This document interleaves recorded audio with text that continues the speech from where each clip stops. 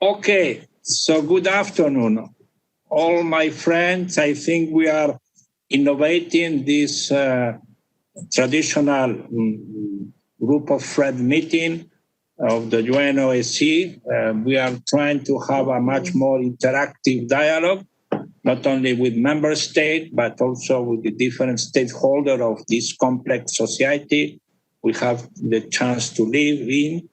And let me start by welcoming this intergenerational conversation.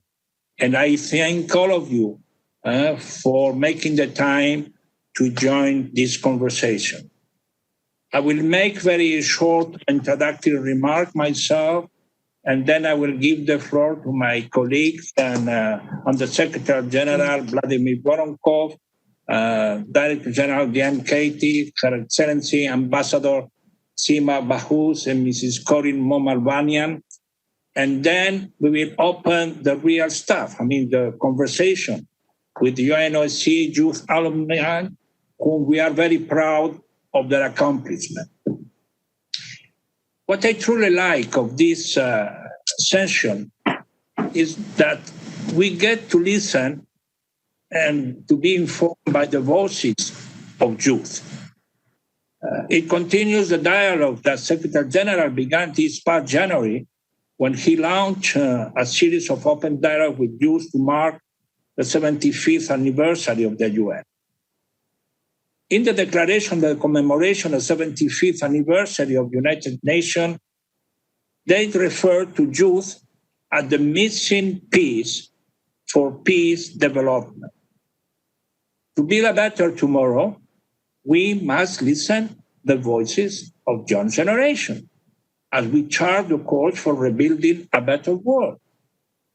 And we have to say that the UNOSC, since our inception, we have always recognized youth as one of the pillars of the alliance. We work with them and for them. UNOSC youth alumni found ways to engage with their communities and help in building peaceful and resilient society. And we have seen, since COVID-19 took its toll on our world, ending life and impending livelihoods. But prior to the pandemic, young women and men were in the front line as volunteers, peace builders, game changers, and trailblazers. Yet in Lebanon, Uganda, Morocco, Jordan, Pakistan, they engage with the vulnerable communities in difficult times, providing helping hands and advocating harmony and reconciliation. In Denmark, South Africa, Tunisia, Egypt, and Slovak Republic, they step up using traditional and new technology to assist in peace building and advancing intercultural and interreligious dialogue. But here I'm not the one to speak. I prefer that you hear from them as they speak for themselves about their accomplishment aspiration.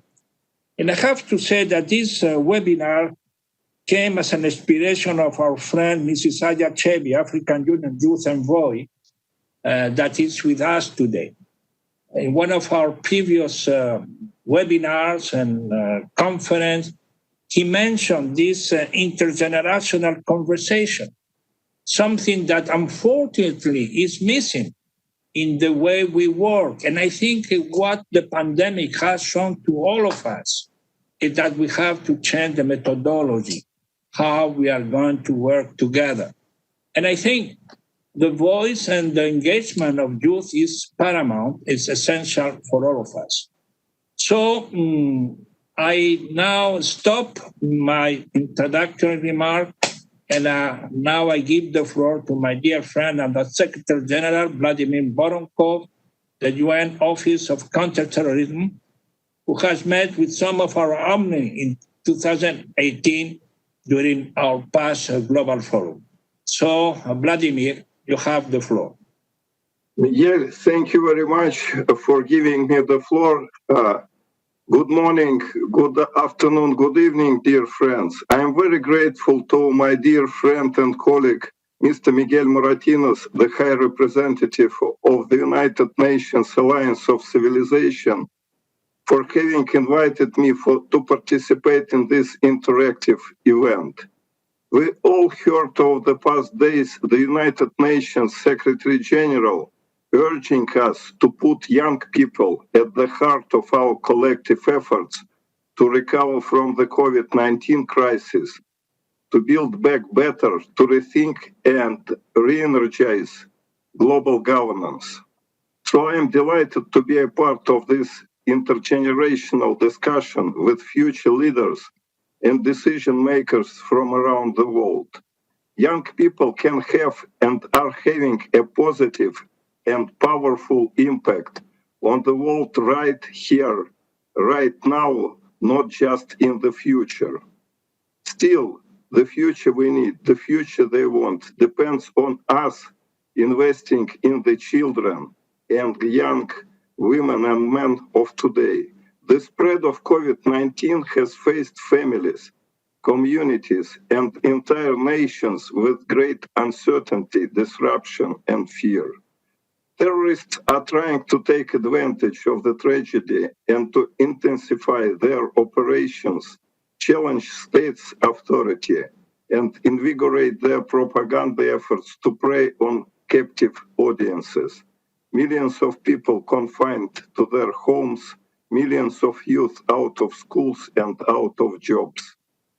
While we are not yet able to fully assess the long-term socio-economic and political impact of this unprecedented human crisis caused by the pandemic, it has a real potential to fuel conditions conducive to terrorism. It is therefore critical that we remain vigilant, mobilized, and united against the scourge of terrorism. Dear colleagues, the United Nations system, working through the United Nations Global Counterterrorism Coordination Compact that I chair, and that has the Alliance of Civilizations as one of the most prominent members, is committed to working with all generations to ensure a future without terrorism. Earlier this year, the United Nations Counterterrorism Center in my office launched a youth engagement and empowerment program. This program has developed a semi-virtual youth peer-to-peer approach, which empowers young leaders to create brave spaces and engage with their peers at the grassroots of local communities. In July, we organized the first ever United Nations Virtual Counterterrorism Week, which featured a dedicated session on the role of young men and women in efforts to address the conditions conducive to terrorism. We also organized a few days ago a high-level event on sport and the prevention of violent extremism, which explored how sport can teach values such as fairness, equality, discipline, inclusion, persistence, and respect to help prevent radicalization. My office is working hand in hand with youth, but much more can and should be done. Dear young panelists and participants, we need your help to deliver the future you want. We need you to continue your quest for peace, justice, and human dignity, to fight for equal opportunities, mutual respect, and inclusive communities, and to ensure that the world in which your children and grandchildren grow up leaves no one behind. Once again, I would like to extend my gratitude and appreciation to the United Nations Alliance of Civilizations for organizing this event and for their efforts to bridge the divides and promote harmony among nations. I look forward to an interesting exchange of insights and innovative and bold ideas with all the youth participating today. I thank you. Thank you very much, Vladimir, and really appreciate your permanent engagement. I know personally, and I've been working with you since my arrival, how your office has the youth as a priority in all your global strategy. And I think we have to thank you and congratulate you for the recent event you organized on a sport event and the place of youth and how they can really be an instrument, the sport, to really radicalize this generation of some fanatic people. So thank you very much. We will have opportunity to hear you and an interactive conversation with other alumni. And now I give the floor to Mrs. Diane Keita, Deputy Executive Director for Program, United Nations Population Fund, and Assistant Secretary General. Thank you so very much. Excellencies, ladies and gentlemen, friends, dear young leaders, UNFPA is very pleased to be part of the annual high-level meeting of the United Nations Alliance for Civilization. Allow me to first of all congratulate His Excellency, Mr. Miguel Moratinos, and the United Nations Alliance of Civilization on its 15th anniversary. As UNFPA, we have been privileged to work in close collaboration with the Alliance, especially in the context of promoting intercultural and interreligious dialogue and the culture of peace through our joint leadership of the UN Interagency Task Force on Religion and Sustainable Development. Our partnership also extends to the youth, peace and security agenda and the promotion of a culture of peace through the positive agency of young people. In this context, I am particularly pleased to have the opportunity to engage with some of your youngest and brightest alumni of the UN Alliance of Civilization Youth Program here today. Young people are the heart of UNFPA's mandate. Our UNFPA strategy for addressing the right of adolescent and youth, my body, my life, my word, aims at ensuring young people have unrestricted access to an integrated package of quality sexual and reproductive health services, complemented with comprehensive sexual education and the life skill needed to make their own decision. This is a condition for them to be engaged citizens in their country and to contribute to the development, peace, and security of their communities. Ladies and gentlemen, this is a condition to reap the demographic dividend and reach sustainable development.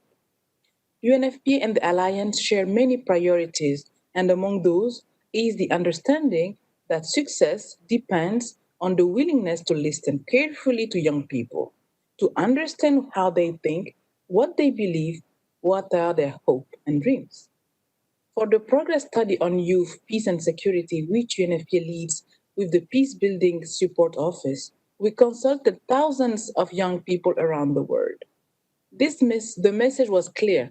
Young people want to be part of the process, ensuring peaceful, inclusive, and just society. We must prioritize meaningful youth participation in the promotion and maintenance of peace and security in all its forms. The recent adoption of the Security Council Resolution 2535 is an important milestone in this direction. The COVID-19 pandemic is worsening vulnerability and inequalities. The gender-based violence is raising, and adolescent girls are among the most vulnerable ones. It is projected that 13 million additional child marriage will take place if the lockdown and disruption of intervention and program continues for 6 other months. With the disruption of schools, routine health service, and community level centers, we need new ways of providing information and support to adolescent and young people for sexual and reproductive health and reproductive rights. At the same time, young people, including adolescents, represent a valuable resources during crisis and public health emergency. We see how many youth have mobilized immediately to respond to the crisis. As UNFPA, we work with them and our other partners on the ground to ensure that women and girls can reach helplines when needed and can access the service they require, that frontline workers have the personal protective equipment, and those in humanitarian situations continue to get support. In face of the pandemic, young people have shown us their agency, resilience, and innovation. And truth must be told. Dear young people, We are learning from your passion and dedication and your new ways of doing things. Delivering better and with young people is about ensuring that young people are at the center as leader and change maker today, tomorrow, and every day to reach the Sustainable Development Goal. I thank you for your kind attention.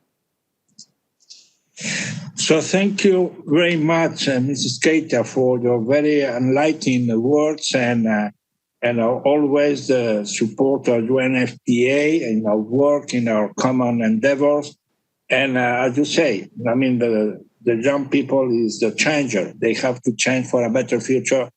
And I think you indicate that during COVID-19, they have, the youth give us a lot of lessons on how solidarity has been shared and have been proven. So thank you very much. Now we move to my dear friend, Ambassador and Permanent Representative of the Hashemite Kingdom of Jordan, my dear friend, Sima Sami Bahut. I hope you are the only state member in this webinar. So ambassadors, how ambassadors deal with youth, you know, that is a challenge, dear Sima.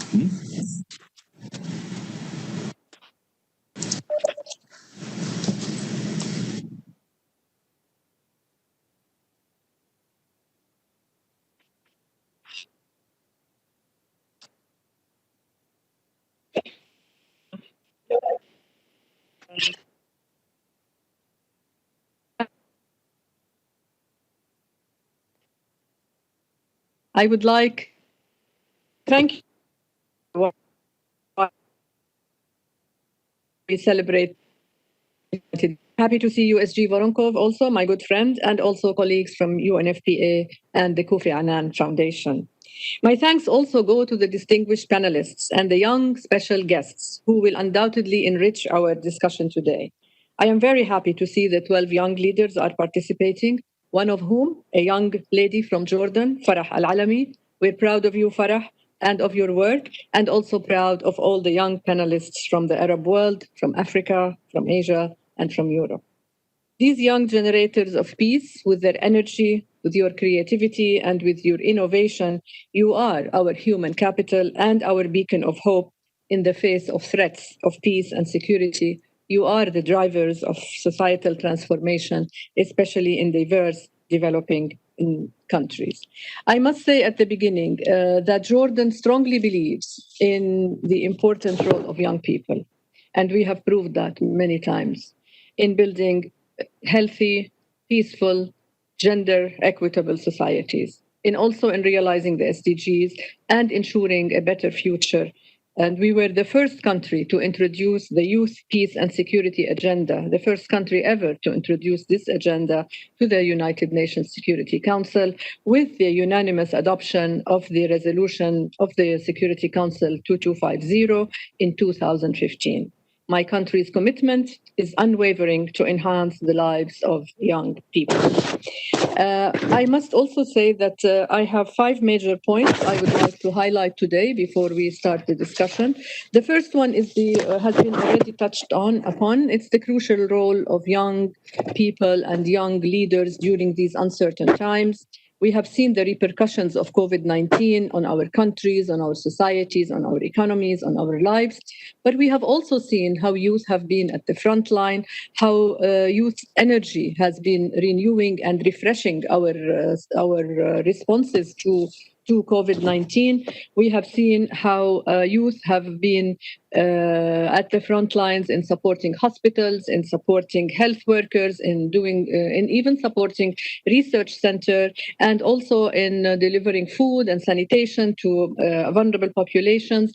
They have been also very instrumental in media and information literacy on the front lines of innovation, of communication, of making sure people have the right information, the accurate information, on speaking out for effective care, championing also mental health, which also the Secretary General has spoken about, and in harnessing the strength of communication so that people are aware of what is going around them and how they can help each other. So youth have been really playing a major role in helping us all, ensuring that no one is left behind. And so we also believe that young people engagement will help us all deliver on the Sustainable Development Goals by 2030. We have seen their energy behind that as well.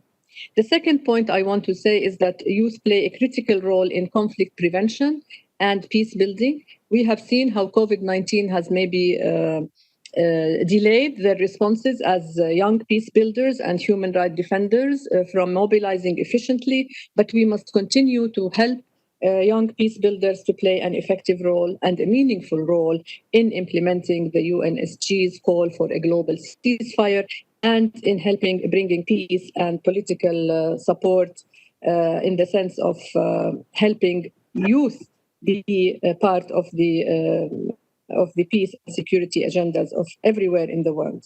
So also the UN Secretary General has asked us that we provide guidance for all peacekeeping and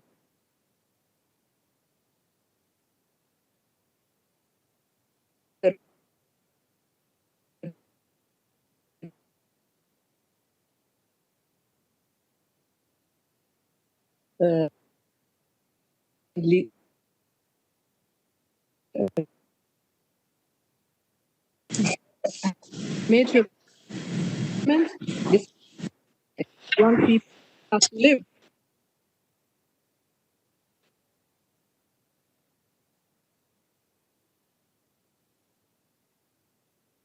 policies that will affect the environment.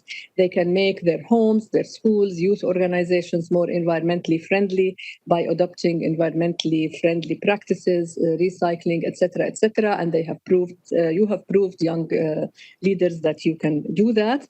And I think one of the responses that we are having is during the General Assembly debate just last week, His Majesty King Abdullah II announced in his speech that Jordan has drafted a charter that grants selected ecosystems and all species of fauna and flora the legal right to exist, recognizing that protecting our natural environment would ultimately protect all existence. And for us, we believe that young leaders and young people today will help in that endeavor. Also, what is our role? My fourth point is, what is our role as policymakers, as ambassadors, as leaders of UN organizations, etc., etc.? I think one of the most important roles that we can play is to help youth have coordinated, organized, and impactful youth engagement. And this is something that we have heard over and over from youth asking us to help them to do that and to keep them fully engaged and to facilitate their participation in all areas of development, in all areas of human rights, in all areas of their societies. We need to mobilize every effort and encourage governments, leaders, international donors, and organizations to direct more resources to youth programs and policies that foster youth political inclusion, promote civic engagement, and support young people in the transition from school to work.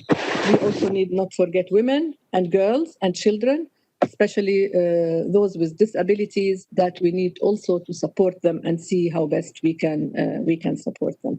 I think there are a number of UN initiatives about youth, for youth, with youth, that we really, I don't want to list them now, but we really need to work very hard on making sure that they are implemented and seriously. And my final point is that on the role of social media in promoting the culture of peace and in preventing violent extremism and preventing terrorism. We know that social media platforms play an important role, and they have played during this pandemic and throughout. Young people use social media very efficiently and very actively to raise awareness and to share good practices during these difficult times, and we hope that they will continue to do that. Of course, promoting the positive role of these online platforms is crucial in combating misinformation, extreme narratives, and the online and offline, and also to protect young people from falling into the traps of misinformation, frustration, violence, and despair. We know that social media can and must be used to promote the culture of peace and to encourage young people to be agents of peace and positive change. We also know that during this pandemic, lack of economic growth, the spread of poverty, the rising unemployment and job loss, collapsing markets, and so much more uncertainty are fertile grounds for terrorist groups to lure and recruit disenfranchised, marginalized youth. Therefore, we call on everyone to make sure that we use the platforms for the best positive messaging that we can. And in Jordan, we are doing that through the Aqaba process and through engaging with tech leaders. I will stop here, Mr. Moratinos, my dear friend, and my dear friends, and I look forward to really an active engagement and an enlightening engagement as well. Thank you so much. So thank you, Sima, for your word and your engagement, and really I always salute the pioneer role of Jordan personally, because I know that you have been involved in all these initiatives, in all the engagement of Jordan towards not engaging only the youth, but having this Jordan present in this engagement towards a much more inclusive society, more respect to the other, more tolerance, etc. So I really salute the role of Jordan on the Youth Peace Security Resolution agenda. And I think you have now, of course, the capacity to understand much better how the policymaker and ambassadors, let's say the all senior people like all of us that we have taken the floor, how we are going to really facilitate the participation of youth. And I think that is a very important and key role. Know how we shape the places, the networks, the way the youth are going to shape the future, their own future, because the future is out there. So I think it's very important, you said in your statement. So now, thank you. I give the floor to Mrs. Corinne Momal-Vanien, Executive Director of Kofi Annan Foundation. You have the floor.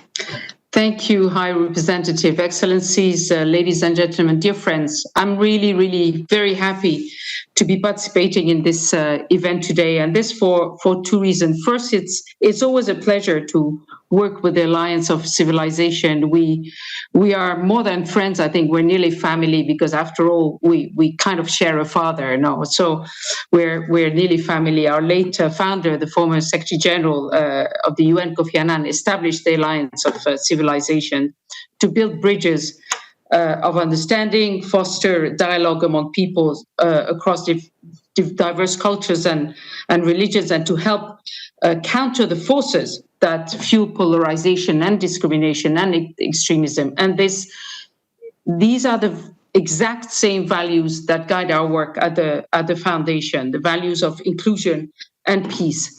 And one of our flagship initiatives, Extremely Together, it's called Extremely Together, aims to build a movement of young people who prevent violent extremism and promote positive values of togetherness and respect for diversity in their communities. And Extremely Together is led by extraordinary young leaders, several of whom have been recognized by the Alliance of Civilization from Africa to Asia and Europe, including Syed Ali Abbas Zaidi, whom I'm very happy to see is with us today. So the second reason I'm pleased to be participating is that because of the very format of this event, this dialogue, intergenerational dialogue, which will be the key to our success. In the past few months, and both the High Representative and Ambassador Bahous have said, young people have been among the fastest and the most effective responders to the pandemic. They have helped the vulnerable. They have spread prevention messages. They have filled the gaps, frankly, in government's responses. And they have shown that, and that is most probably a function of their young age, they have shown amazing agility in adapting their work on peace and on the prevention of extremism to the new circumstances. We at the Kofi Annan Foundation, we've seen this firsthand. In Uganda, for instance, our Extremely Together chapter could no longer organize their usual community dialogue. So what they did is that they shifted their activities towards radio talk shows that provided a very, very helpful platform for young people to share their concerns and to propose solutions to the local authorities. Likewise, in Somalia and in Pakistan, our national chapters there, the Extremely Together chapters there, stepped up their online presence during the lockdown, and they led digital communication campaigns around the meaning of peace and the importance of being united during this very, very difficult period. And the Extremely Together leaders also led extensive youth consultations during the summer, and they heard many, many other examples of young people across the world who have addressed the tensions and the polarization generated by the pandemic. In India, youth groups have been promoting daily acts of peace and interfaith harmony. In Germany, young volunteers have been providing food to the most marginalized, and other examples have been cited before, and we could go on and on. But at the same time, the pandemic has also put an extraordinary burden on young people worldwide, and we have to recognize it. Their education has been put on hold. They are paying the brunt of COVID's economic impact, including massive layoffs. And we know that companies often go by their motto, last in, first out. So they've been the first ones to be laid off. Their livelihoods have become even more precarious than they already were, because youth are very often employed in the informal sector. And they have been even sometimes the victims of very brutal enforcement measures by some security forces of the lockdown, the measures against street vendors, for instance, you know. So in some countries, COVID-19 has also triggered anti-democratic restrictions, the violent repression of what were vibrant youth social movements or opposition groups. And Mrs. Keita has also described some of the impact of the pandemic on the health services that are directed towards young people, especially young women. So what the pandemic has done really is to highlight the contrast, the stark contrast between the leadership that the young people have displayed in dealing with the tensions that were created by the crisis and their limited inclusion in the peace and security agenda. And it is true that some normative progress has been made in recognizing the importance of youth engagement in building peace. And several of our speakers have mentioned the milestone 2015 Security Council resolution on youth, peace and security. But I think we have to be honest, and little has happened in practice, especially at the national level. Young people continue to encounter structural and social barriers to meaningful participation in peace and security efforts, and more widely in the political and economic life. So in light of their contribution to the COVID-19 response, national and global leaders, I think, can no longer pretend that it is okay to exclude youth from decision-making and that it is not detrimental to our societies as a whole. Today, half of the world's population is under the age of 30. Only 6% of parliamentarians worldwide are younger than 35.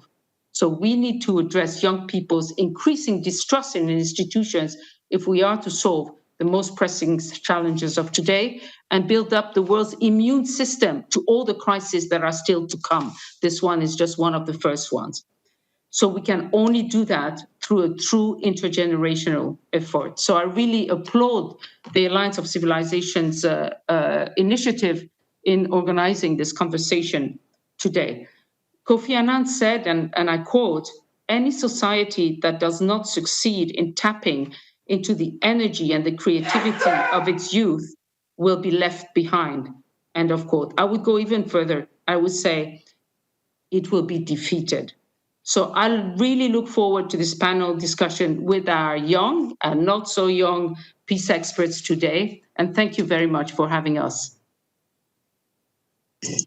So thank you very much, Mrs. Corinne Momal-Banyan. Thank you for recalling all of us, our father, not only a spiritual father, but a real father and our dear friend, Kofi Annan. You know how much closer I was with him and how much he supported us in so many years. So you ended your intervention by a quotation from him, and I think we should him and his legacy, in order to inspire all of us.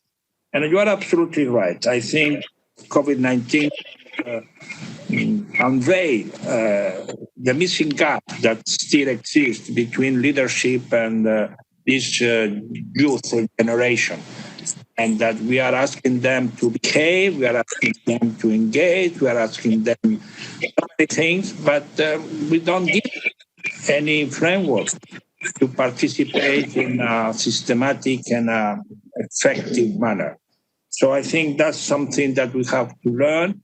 And when we are going to plan the new, let's say, reform or whatever word is used for the future multilateralism, youth should have a place in this new, let's say, world governance.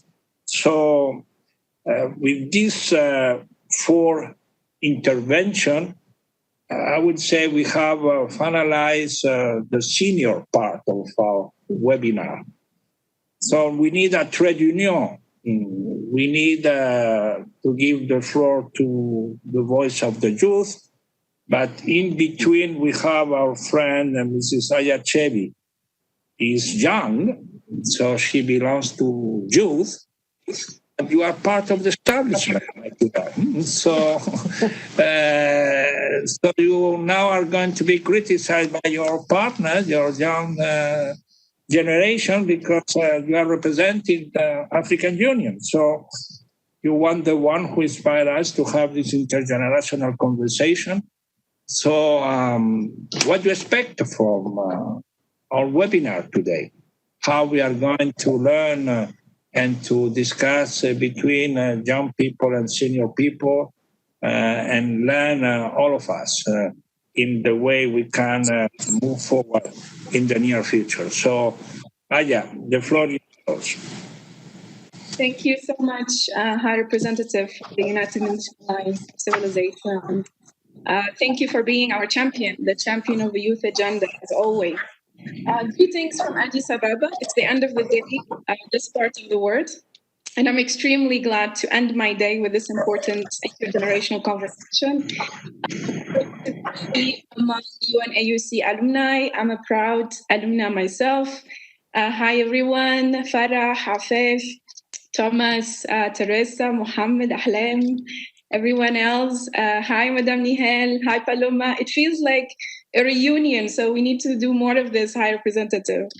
We've discussed this idea of intergenerational dialogue a few months ago with Your Excellency, and I'm proud that we are here today thanks to your leadership. This is part of our report on 100 intergenerational dialogue that we're almost completing this month and next month. And since I've taken this assignment of the Youth Envoy of the African Union about a year and a half ago, I've been advocating for a concept I call intergenerational co-leadership. And we actually released an IGD toolkit explaining more this theory of change, which simply means that we won't be able to move to the future we want without generational collaboration, generational accountability, and generational healing. To bridge this social, cultural, and political differences between generations. So in Africa, for example, we have the average age of African leaders at 64 years old, and we have the average age of the population at almost 20, 19.5. So I believe the conflict on the continent is aggravated by the lack of communication between generations. We have the generation that fought for independence, the generation that built the African nation, and the youthful population of today trying to navigate violent word and a word of inequality. So we really need to acknowledge first that there is a generational gap, not only in Africa, but in many other regions and across the world. And we need to start building trust.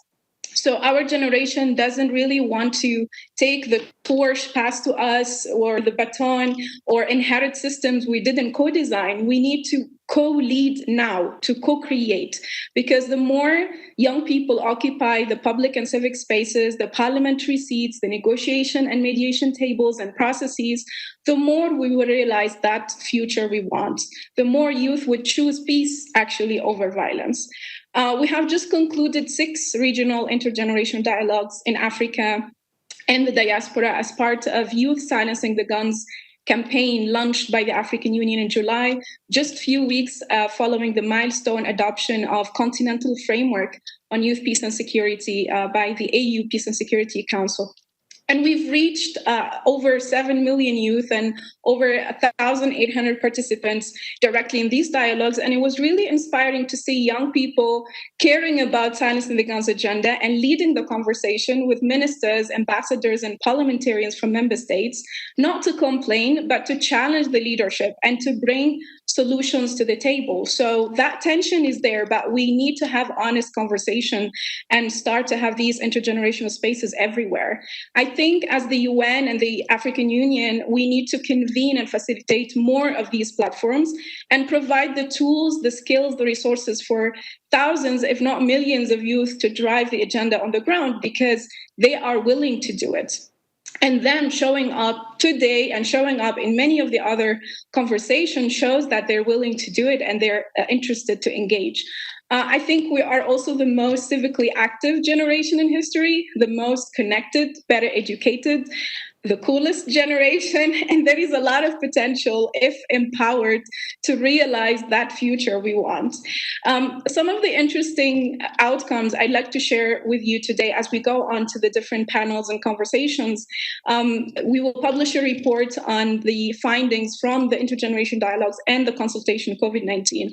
And it was really interesting that the top 5 demands of youth from those engagement particularly was job security, food security, gender equality, governance reform, and digital transformation.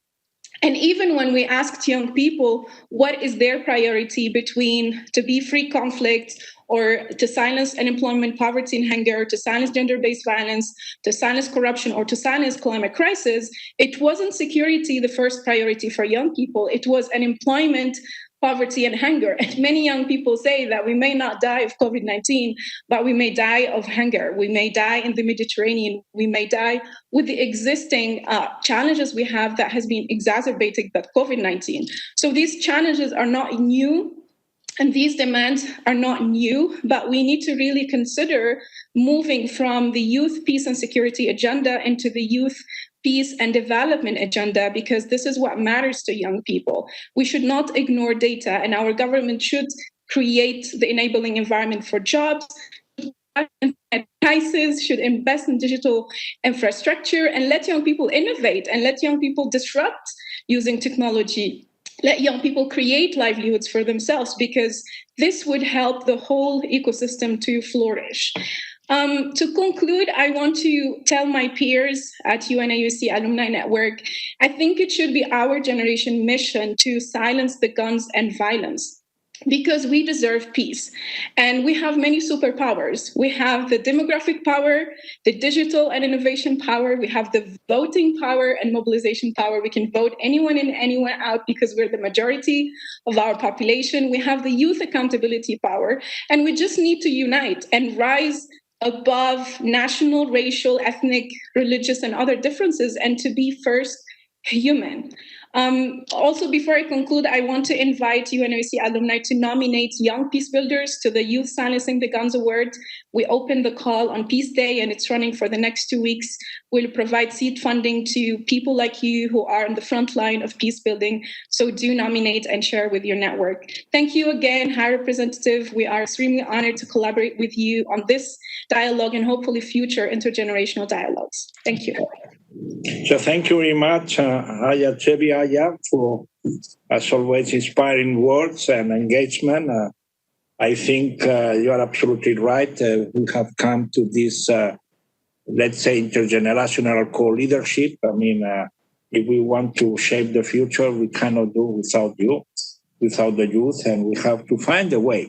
That is one of the reasons UNOSC has been so much engaged with youth and trying to find a way this concept of one humanity can be supported and backed by the youth. I mean, you are the one humanity. I mean, the one who protects, engages, asks for reform, asks for a better world, better than the others. So I think we have to count on you.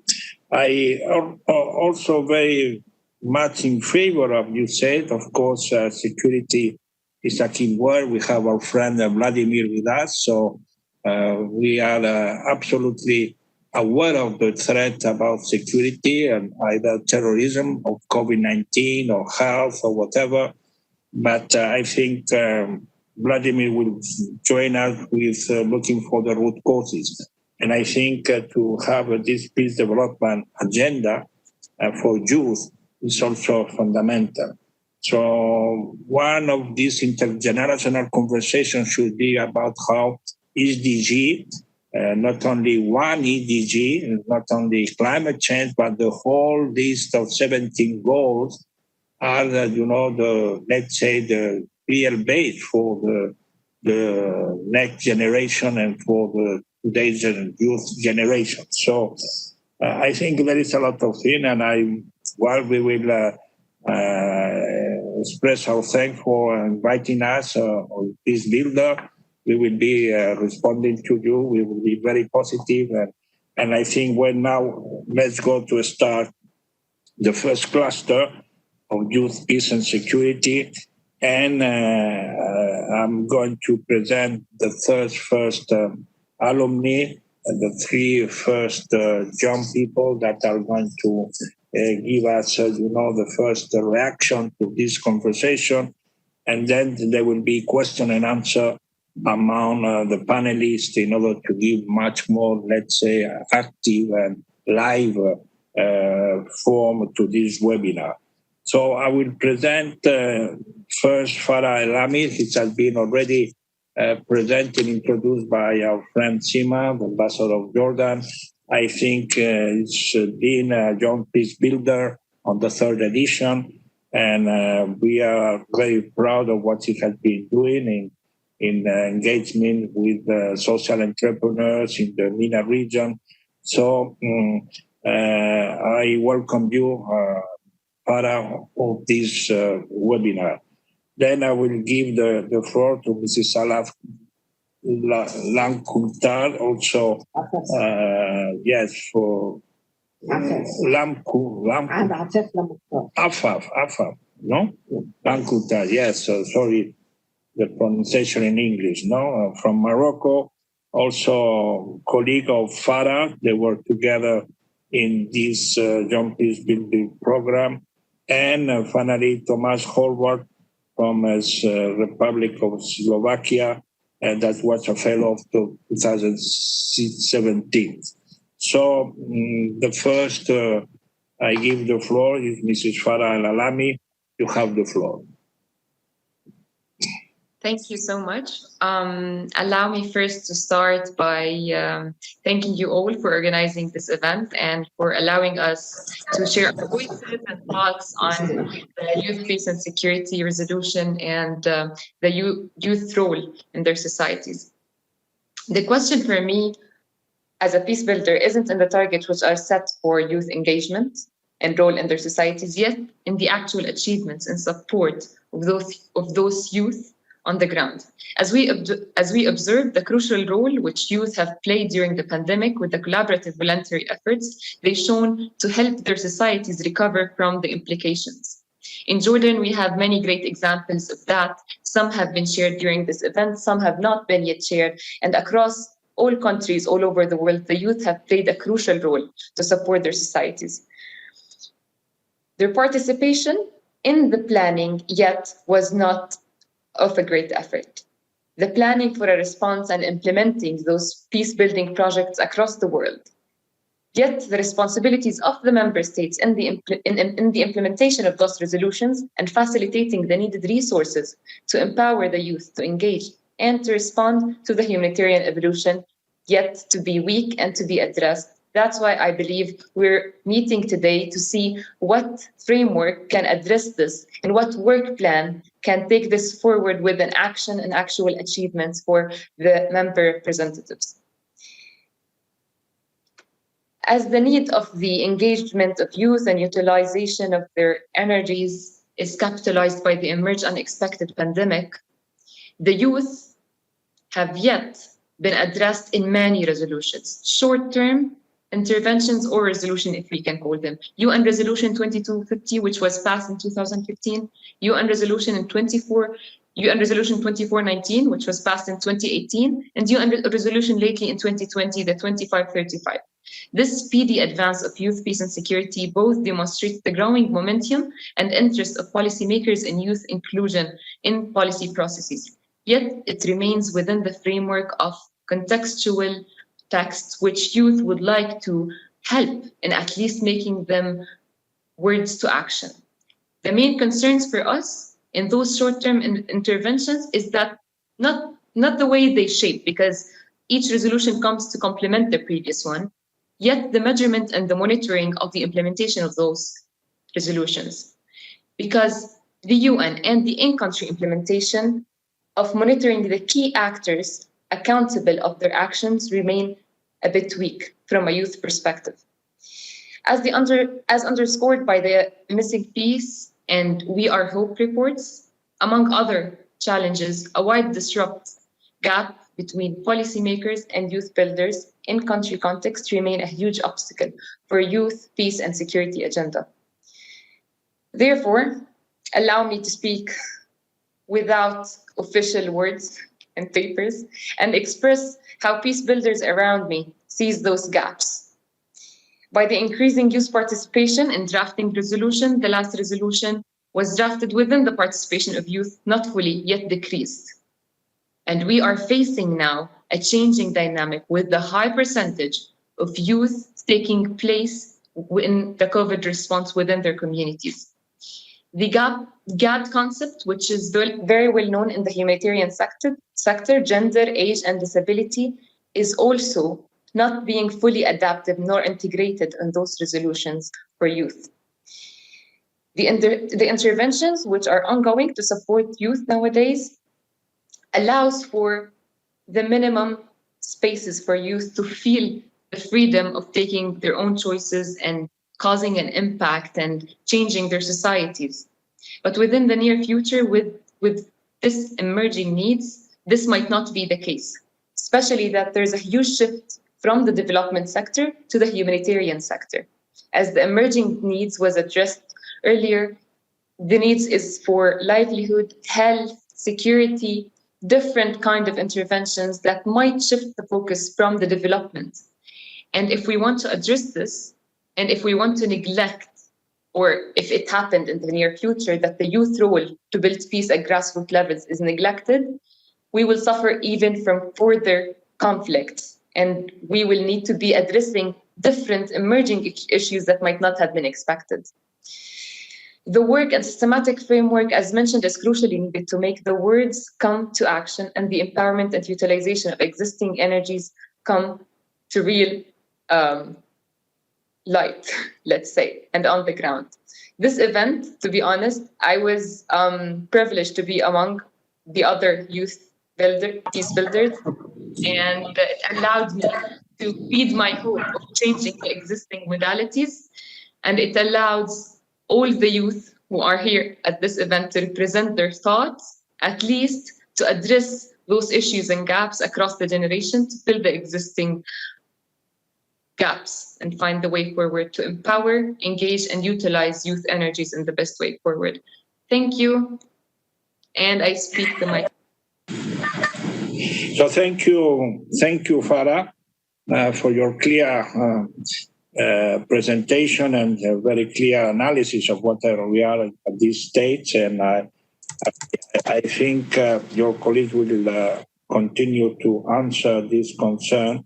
How you see, that the resolution of UN entities and how the participation of civil society and youth in this work, no?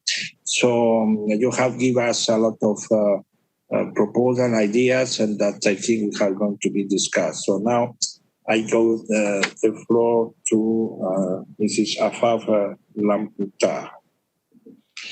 Your Excellency, Mr. Moratinos, High Representative of the United Nations Alliance of Civilization, Your Excellencies present today with us, and dear friends of UNOC.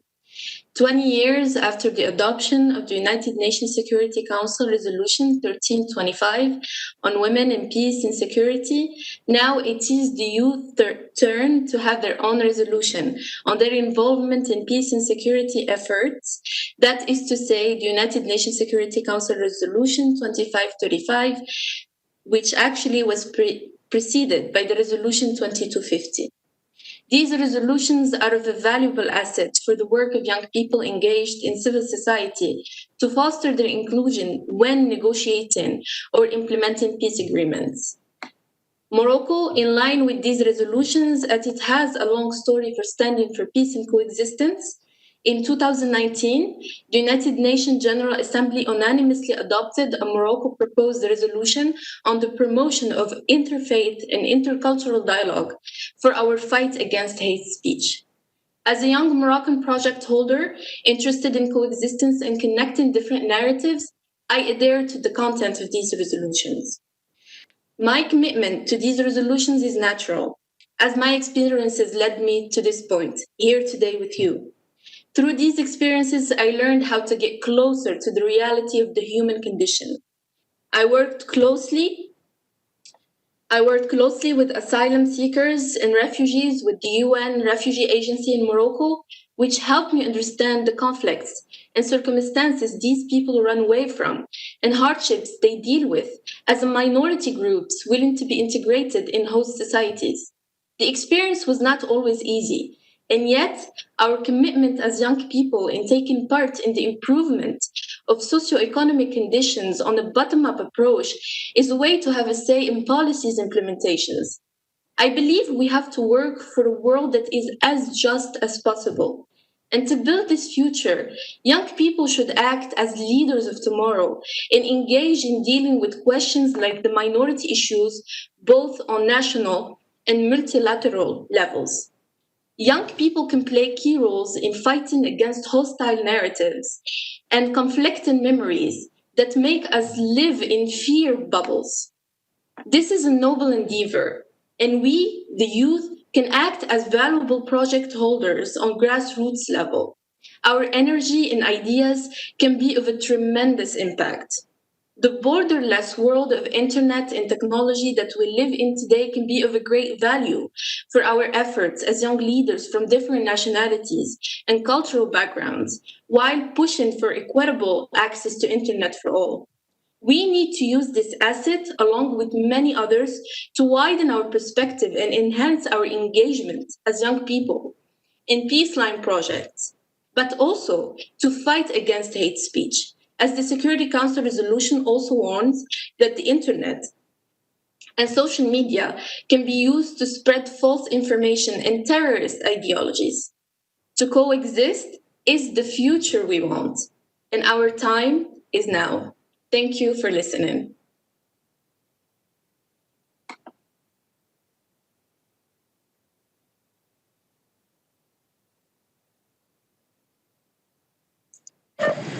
Thank you, Afar, for your intervention. And we are short of time, and I think we should try to give a little more interactive reaction. So I give the floor to Thomas Horvath.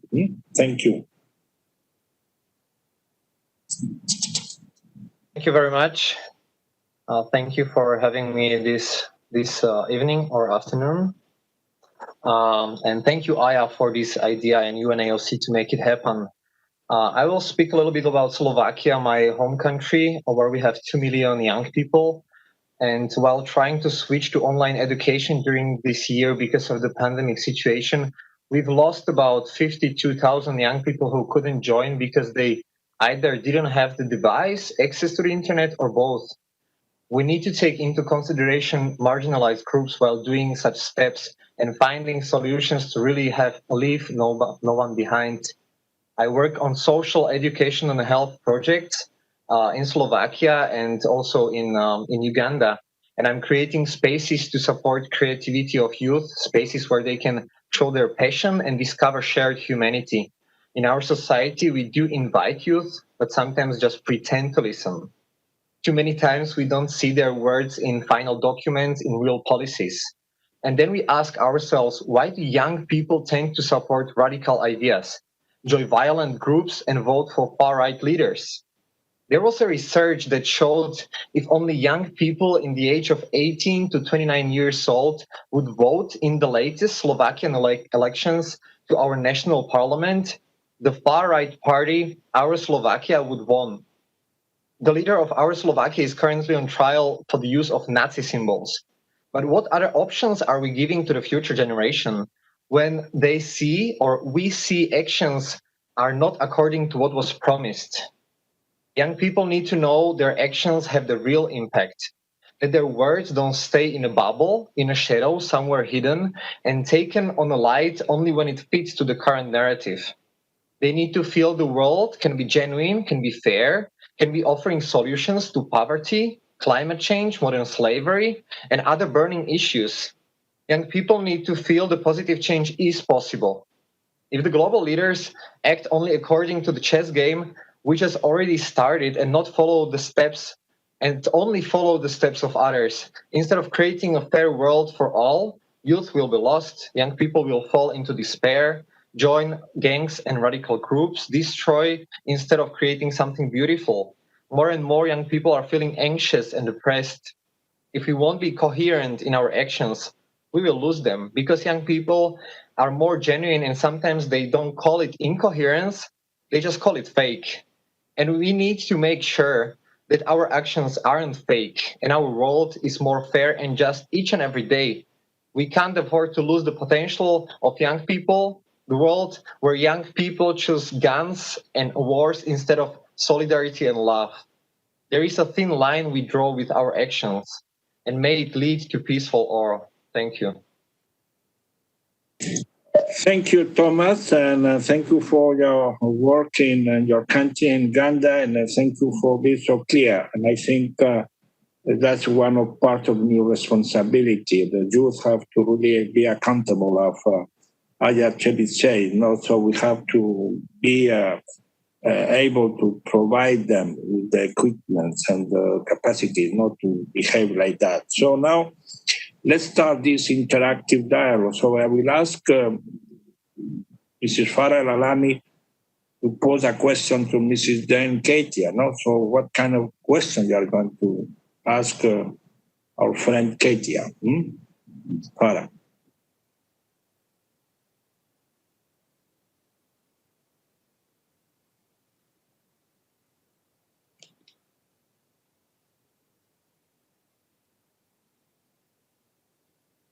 One second.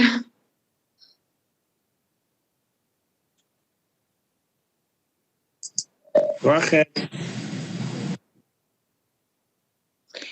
Okay, so my question would be in frame of what I've mentioned in my speech regarding the future and where the UN is heading.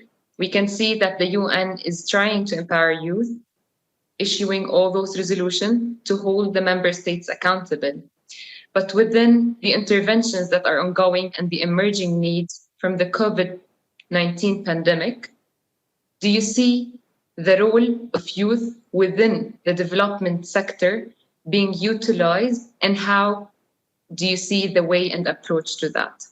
Thank you.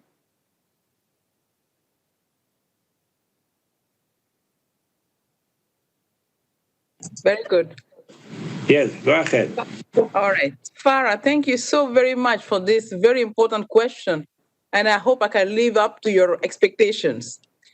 For a very full and meaningful participation and in the same time the implementation of the youth peace and security agenda, I think we need absolutely 3 priority strategy. First, coordination. Second, capacity building, and on the ground, and of course, resources. We need resources. So for the coordination first, I'll try to be quick. The global coordination efforts with young people are really co-driven the process. And that is absolutely critical to ensure that the peace, youth, and security resolution can get to the end. To that extent, the coalition on youth, peace, and security are being put in place in such places like Jordan, your own very country, Sri Lanka, Iraq, Nigeria, Myanmar, and of course, there are other countries and regions. The second priority is really capacity on the ground. That's very important to have huge youth engagement.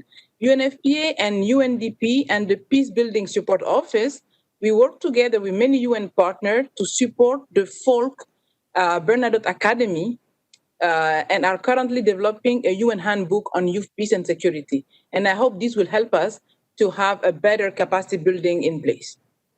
And third, the third priority is really resources.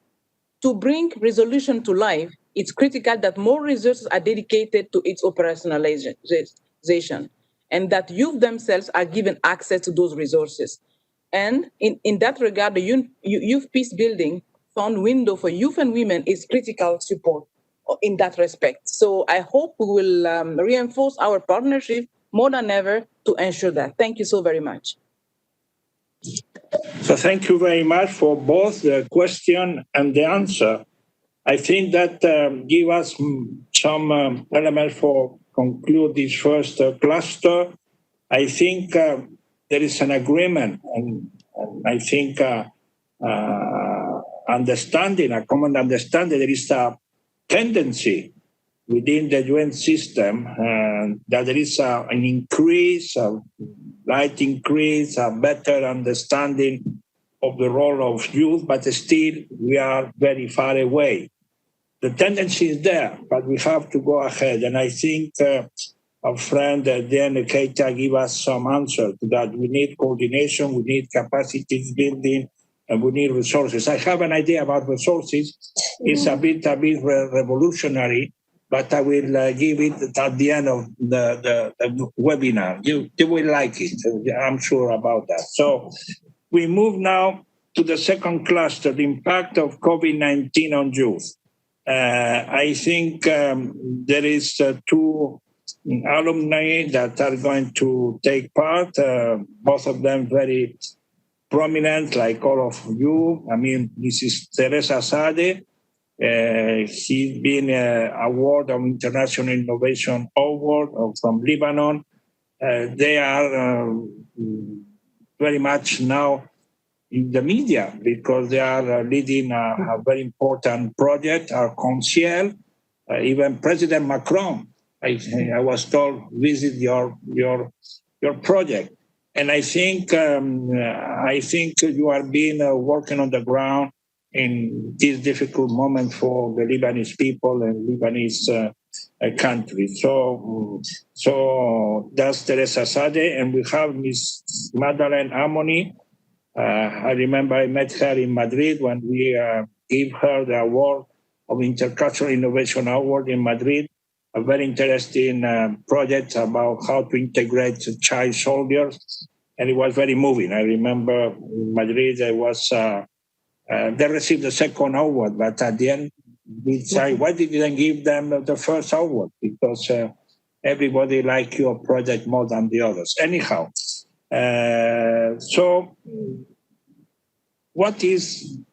how COVID-19 changed the way you think and impact your work and community in the recent months? How you plan something to be done to build back better in the long term? You have the floor, Teresa, and then Madeleine. Thank you, Mr. Mouratanis, Your Excellency, and I would like to thank all the senior officers and all the organizing parties for giving us the chance to take part in this event today. Well, in Lebanon, the change was positive. COVID-19 has caused a big change to youth mentality. In a country with shattered economy after a revolution, increasing unemployment, and almost an inefficient government, youth diverted to social work and to volunteering, especially after the disastrous explosion of Beirut's port on August the 4th. And a lot of emerging NGOs were initiated during COVID-19, and they were initiated by youth during COVID-19 and after the explosion.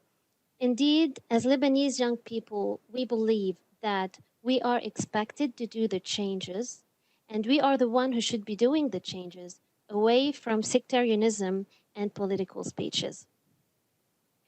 In fact, the second day of the blast, the city was full of young volunteers wearing their masks, cleaning the streets and removing all the glasses from the streets, offering food and water to anyone in need.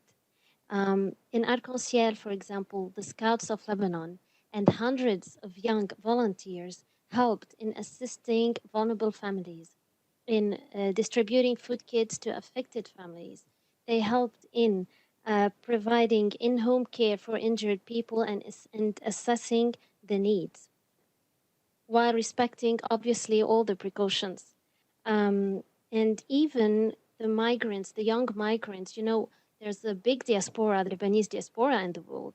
And especially in France, young students living in France and young migrants, they didn't have the chance to travel to Lebanon because of the pandemic. So instead, they sent luggage full of first aid kits and of clothes to the affected families with letters and heart drawn on piece of papers and writing in it from Paris to Beirut with love.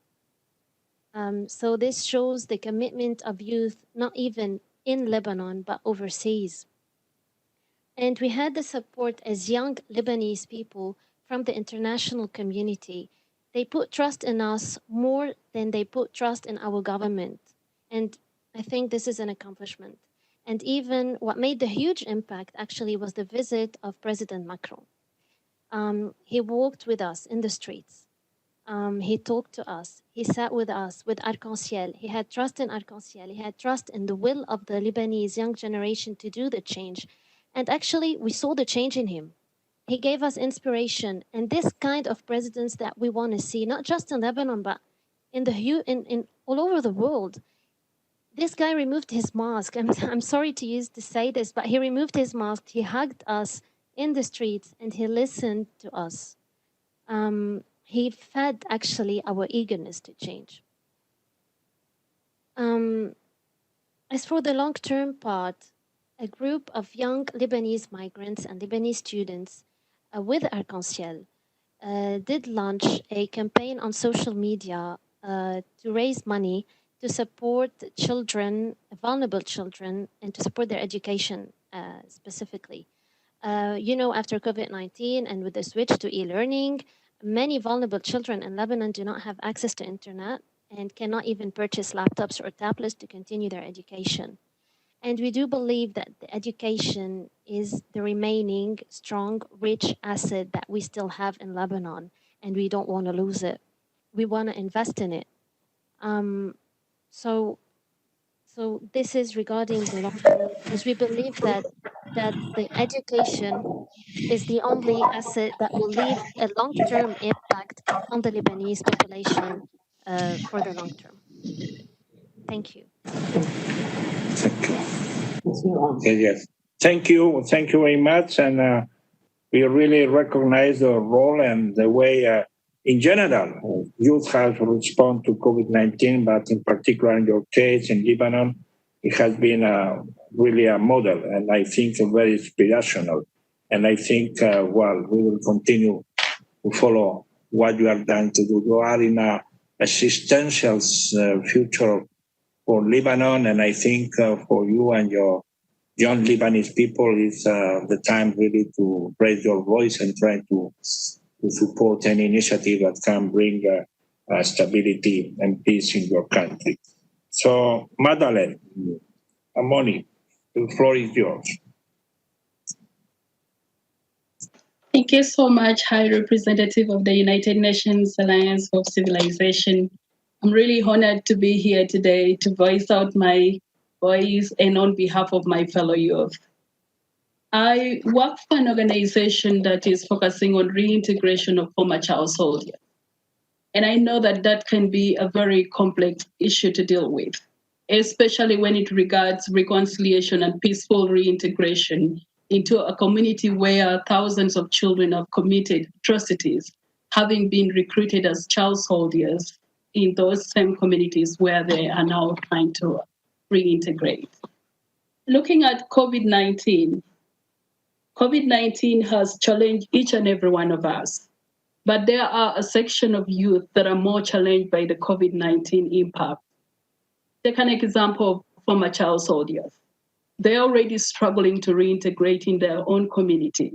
They're being stigmatized and traumatized for issues that they themselves did not want to be a part of.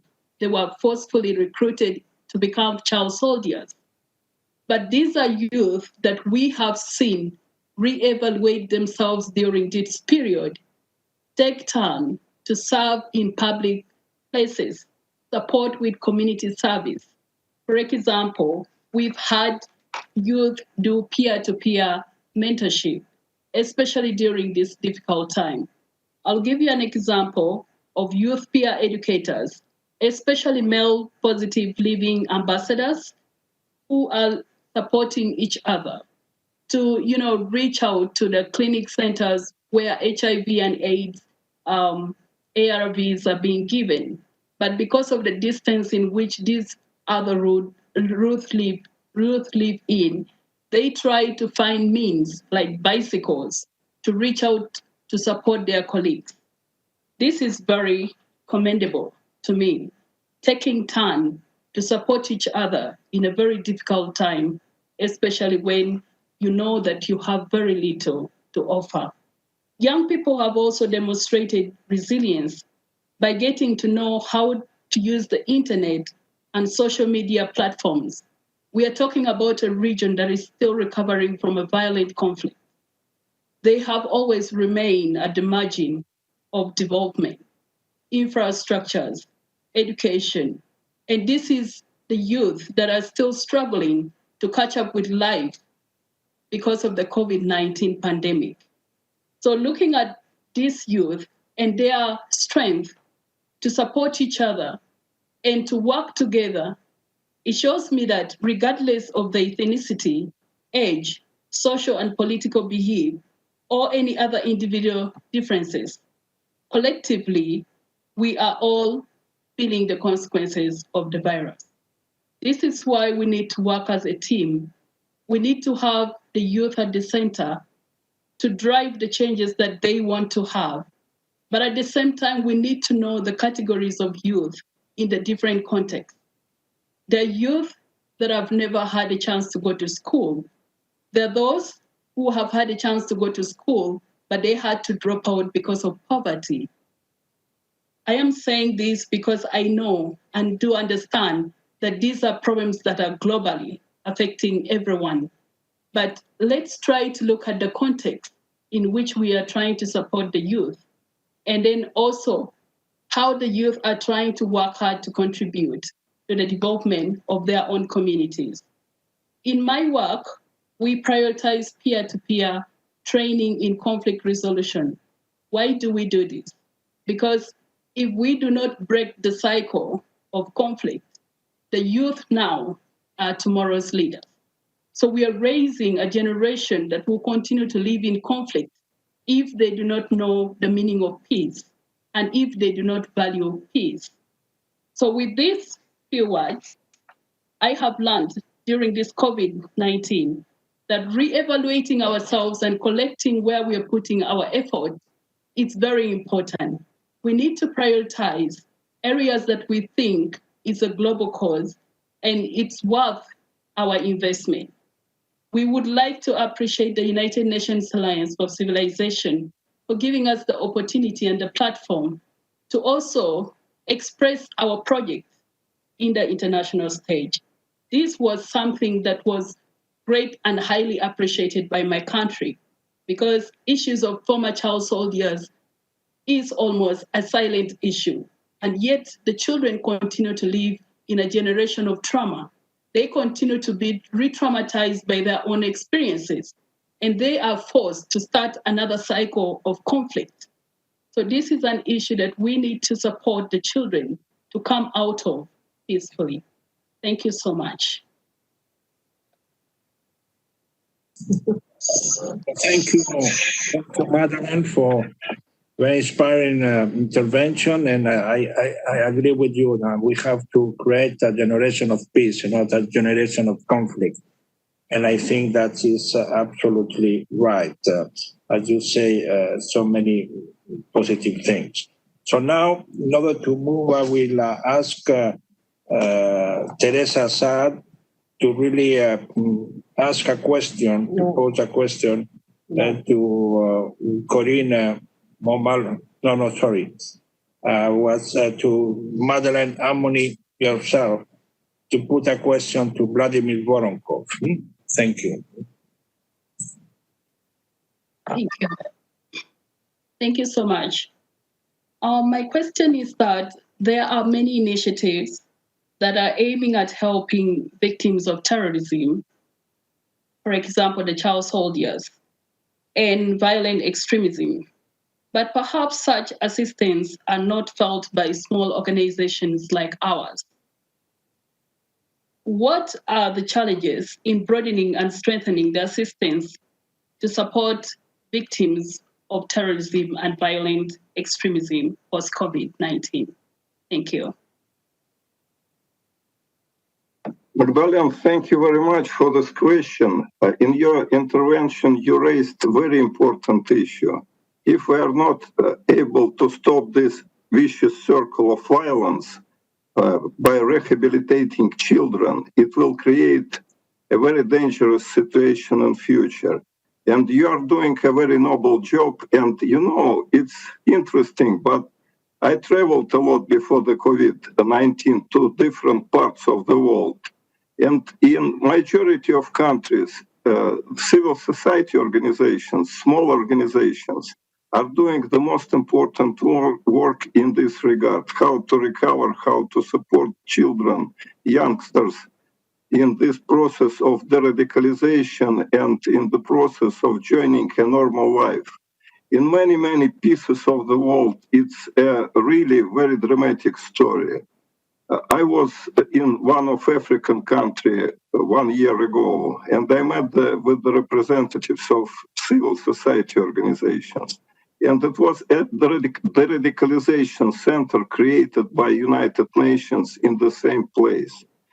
And these young ladies told me, of course, the radicalization is a very important process. It's a way forward for many young people, but it's not enough. It should be an economic infrastructure in place, social infrastructure in place. Young people should have life opportunities to be advanced in social, political life, and so on and so forth. So my point is very simple. You are doing a great job, but you should be supported by governments, by member states, by international organizations. And we're trying to help civil society organizations to be more sustainable, to work effectively on the issues they are raising. I could mention that all our engagements on counterterrorism agenda or prevention of violent extremism agenda is with the participation of civil society organizations.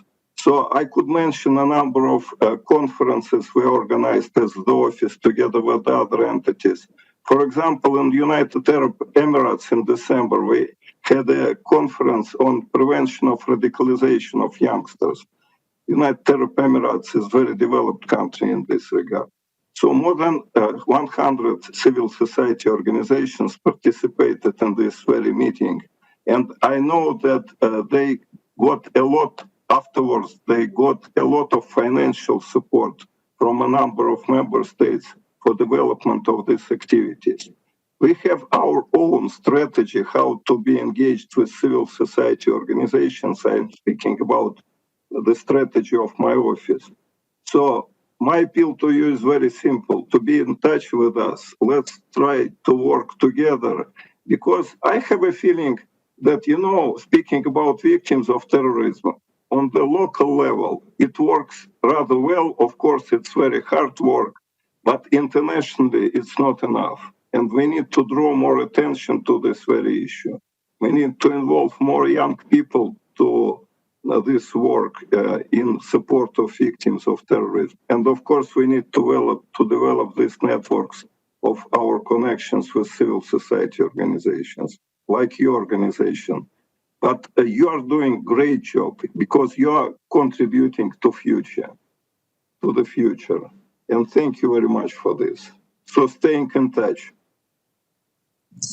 Thank you, Vladimir, and thank you for the question. I think you are right, Vladimir. There is a lot of things that can be done. You are already doing a lot, and I think you can count on the youth not to really implement your global strategy, and both will benefit from that. So now I'm going to ask Teresa Sade to pose a question to Corinne Momal-Vanyan.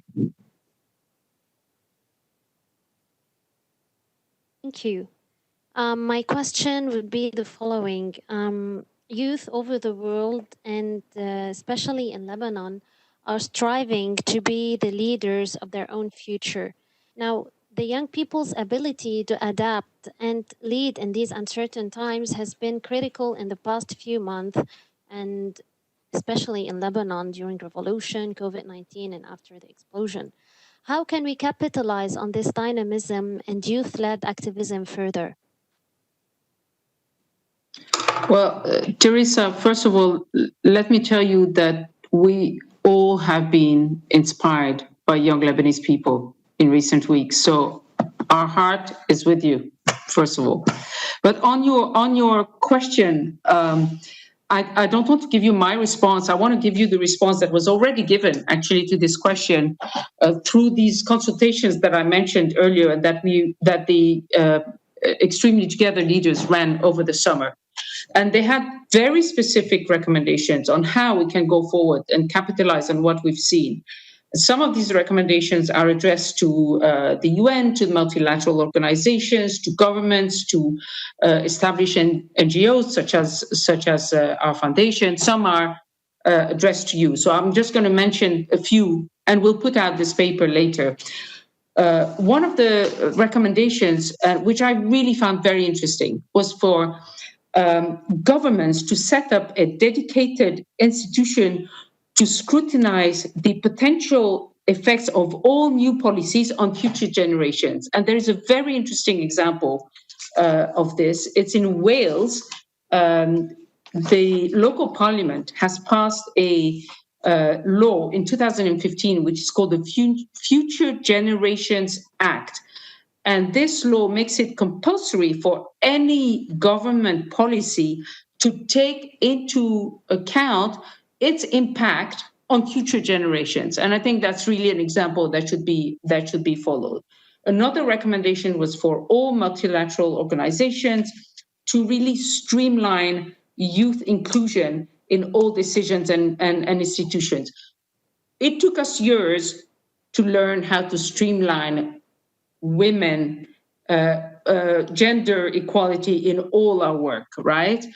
But for a long time, women were only brought to the table when we were discussing women's issues. But today, it's a bit the same with youth issues. You are here, you're discussing, but it's to discuss youth inclusion. We need to have young people present in all the discussions, not only the discussions on youth issues. So I think the kind of processes that IHAB is doing with the African Union should serve really as an example to other multilateral organizations. Third, the political incumbents, the governments have to remove the barriers to office that exist for young people, including the minimum age to run for office in many countries. That minimum age is way too high in many countries. Another thing is that we have to all because we have access to many platforms. We establish NGOs, organizations. We have to use our access to amplify the positive narratives of young people. And for instance, one thing which at the foundation we will try to do is to support a campaign, a global campaign that is being designed by the Extremely Together leaders to really counter the narratives that extremists are putting forward now during this crisis, this hate machine that they have accelerated during this crisis. So this campaign will be launched, we hope, in 2021. But some of the recommendations, as I said, are also addressed to you, young people.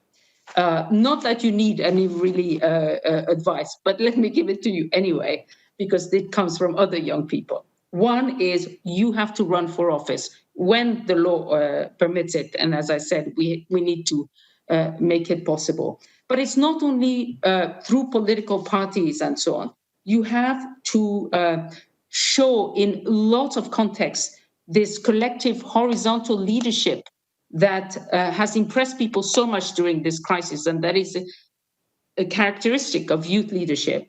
You have to run for office in school boards, in sports clubs, in local governments, in national youth council, everywhere where these are entry points for young people to influence decision making. So that's the first. And the second is you have to network. And you all know the old sentence, strength in unity, but you have to build youth coalitions, strong youth coalitions. And I'm so happy to see from your exchanges here that this is happening, because it will make leaders listen to youth priorities and act upon their needs. And I really, you here on the screen, you have a privileged access. You're talking to us. You have a privileged access to the Alliance of Civilization officials and so on. You have to use that to allow other young people in more marginalized communities where young people do not have access. You have to be also their voices. So this is how these coalitions will work.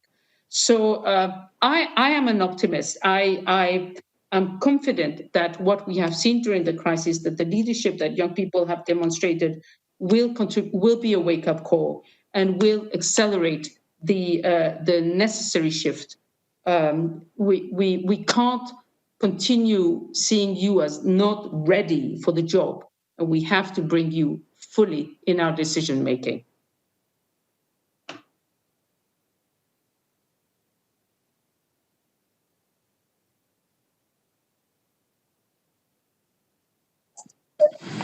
So thank you very much. I think it was a very interesting question and answer. I think you are right, Corinne, to say that it took a long time to have the gender equality to be part of the whole system. And really, I think we have to streamline the way youth are going to be present in all the decision-making processes. So I think it's very important, and this idea of a youth coalition is very attractive, and I think we have to develop it. So thank you very much. I think we have finalized the impact of COVID-19 to the youth. You have been suffering COVID-19. We are asking you to participate, you give an answer. You were the most expressive signal of solidarity. At the same time, you are asking yourself for what is going to be the future.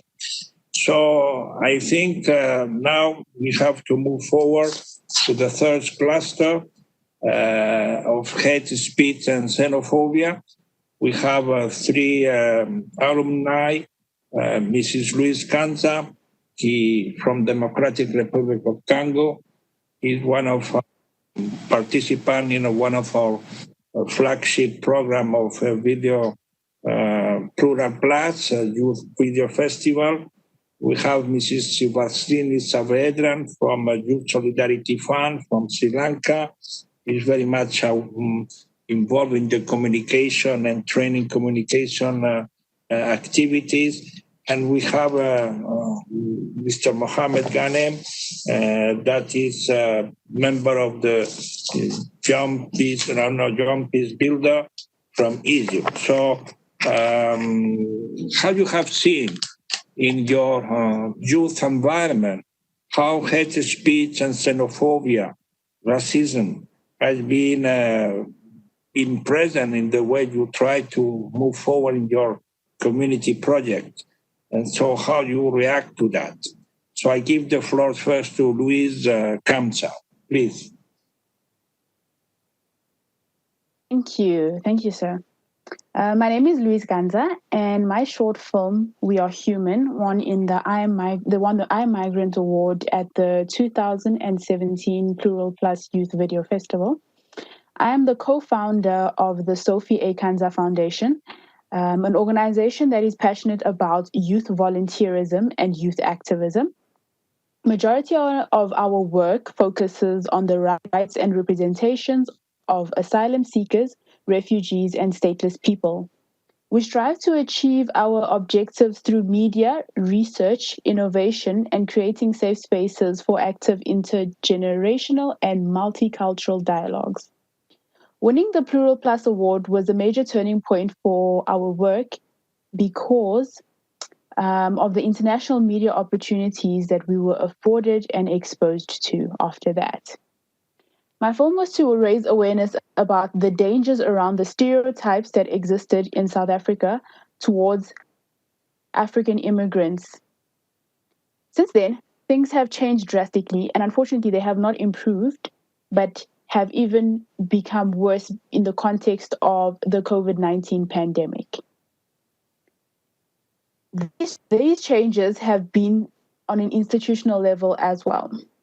The government's initial reaction was to build a fence at the northern land border with Zimbabwe to keep the virus out, when it was clear that the virus was using the biggest international airport as its preferred port of entry. The migrant community was left out of all financial relief measures, so no food, no business rescue. The entire community was left in limbo. There has also been a rise in hate speech on social media, with accounts that strongly perpetuate and spew anti-African immigrant sentiments. Now, it's important to highlight that the anti-African immigrant sentiment is specifically targeted at Black Africans, mostly from sub-Saharan Africa. This hate on social media was so severe that as early as last week, a march was organized in the capital that called for the expulsion of Nigerian and Zimbabwean nationals from the Republic. The strict lockdown restrictions, along with fear and uncertainty, restricted our hands-on approach to activism and put a halt to all of our annual programs. Luckily, we were, however, able to collaborate with another youth-led organization to collect food, clothes, and toiletries that were specifically donated to the excluded migrant community. In conclusion, we're looking to collaborate with you for two of our upcoming projects. The first one is an innovative and groundbreaking app that will allow migrants fast and effective access to accurate information and services. And we are working on a photo and document series to further amplify the voices of migrant groups. I also invite everyone to watch our film, We Are Human, that I mentioned earlier, that won the Plural Plus Video Festival Award. Thank you very much for the platform. Thank you. So thank you very much, Luis, for giving relevance to this unfortunate, act of racism and hate speech against migrants and refugees. And I think we take note of that. We are short of time, so I ask both of your colleagues to be short because we need to respond to have Ambassador Sima want to leave also. So very short, I give the floor to Sibasini Ravedran and then Mohammed Ghanen. And then we put the Mohammed a question to Sima.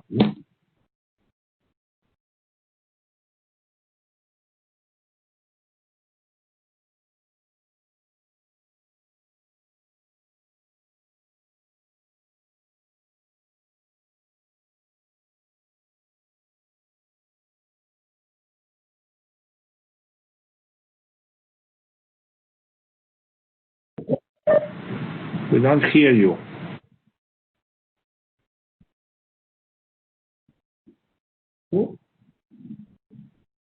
We don't hear you.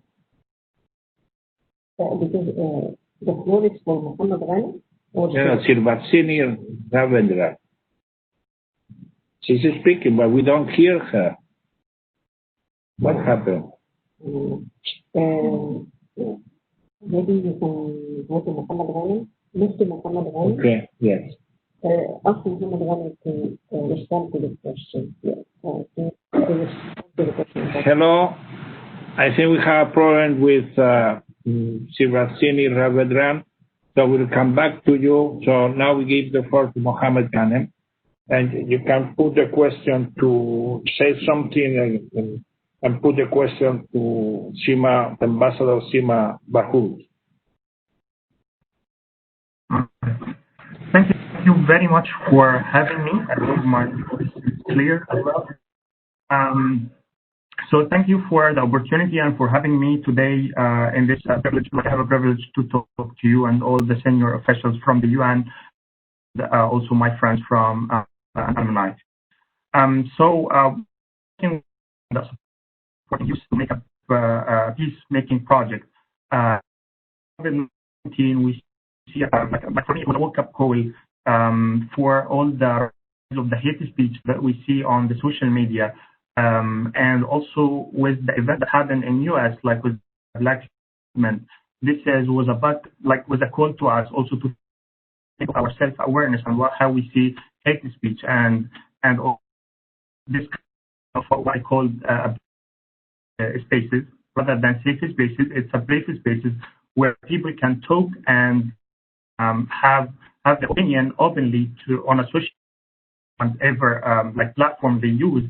To speak about their mind and speak about their narrative, also to have to help this spaces for other youth to also tell counter narrative to this, to speak their mind. And I think this is how we consider our approach to counter hate speech, because I think it's not like making a fake kind of supportive language or a green language other than to make a space where people can say what they want, and at the same time to make sure that they also having this kind of counter narrative where people can rebuild and reconcile, perspective about one another.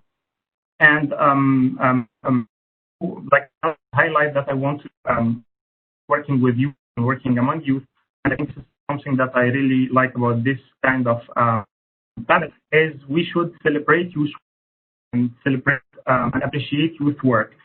People who doing this kind of work on the front, because I think this is something that we should see them as heroes, because I think one of the things that make radicalization group and extremists very popular and recruit more people is that, especially young people, is that they give them this kind of a title. You will be a hero. You will be die for a cause. You will be die for whatever, like the name of God or whatever. And on the same on the same base, we need also to make sure that we create peace and we support peace around the world, especially young people, and celebrate this work and build this kind of a.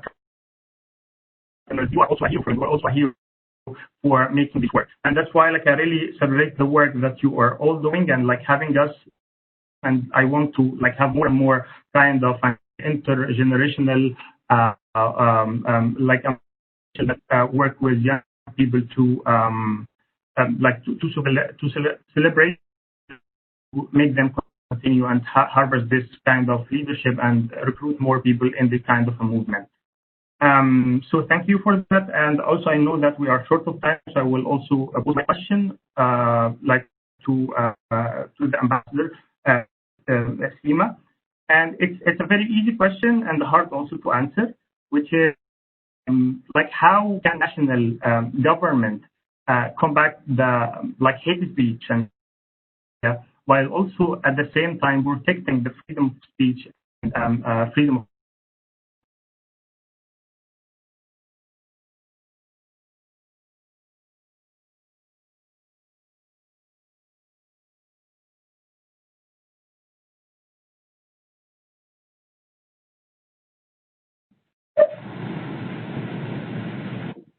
We have a bad connection. Yes, Ambassador Sima is having weak connection. Thank you very much. Oh. Any of the in your presentation are the answer to your question. First of all, I think governments and should continue to help youth. First of all, to create the alternative narrative. That's very important, and then also to make sure that youth are networking together for the good of their own and for the good of their societies. It is also important that governments are able to create job opportunities, to create opportunities of growth, to create opportunities of engagement for youth, because this is lack of engagement and lack of livelihood and lack of hope is what creates this kind of frustration for youth, and they start looking for other things. Also, in all our world, we do have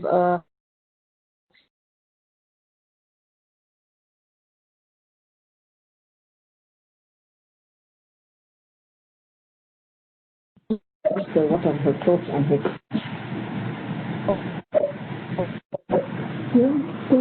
You're on. I'm on. Yeah. No, but Sima, we can. She has a. No. But yeah. I don't know. You tried, Sima, to. That is the Zoom diplomacy. It's not working. You, the youth, you like connectivity, but I don't like that. I like it face-to-face. So, Sima, go ahead.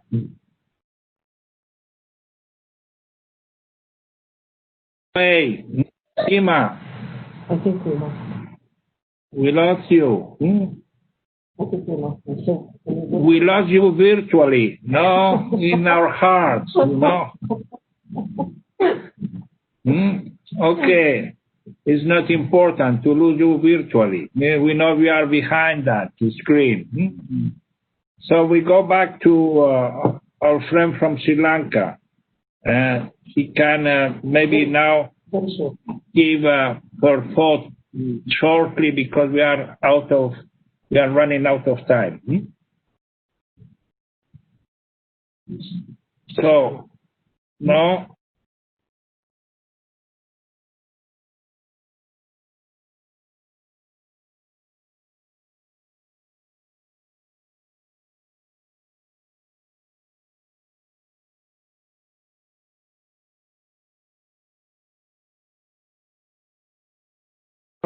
Extremism. Anyhow, Sima, you listen and you to us. Thank you for being with us, and thank you for your engagement. And we hope next time we'll have in face-to-face and will not have these connection difficulties. So we have 3 alumni: Mrs. Siv Heideltosen from Denmark, Mr. Syed Ali Abbas from Pakistan, and Mrs. Adel Nasrawi from Tunisia. So, how you youth, from your point of view, are key to prevent violent extremism, and how we can really develop, implement policies that effectively counter this growth of extremism, and how you work, the work you are doing in your specific engagement can contribute to the PCVE efforts in your respective local communities. So I give the floor to Ms. Siv Heideltosen from Denmark. Hi, thank you for having me and thank you for this platform. So my work on contributing towards preventing violent extremism is very much linked to my role as a reintegration technical advisor on a government-run project in Somalia, which aims to rehabilitate and reintegrate former combatants. So I actually design and implement different reintegration activities for the centers there, and I've done this in partnership and collaboration with former young combatants, and I've run different community workshops in Mogadishu to try to understand the drivers of violent extremism, what makes an individual vulnerable to recruitment, and ultimately how to prevent it. So we have kind of 3 successes from our program that I want to share here today around reintegration and preventing violent extremism. And the first is really establishing a rehabilitation process that's trusted and seen as fair by communities.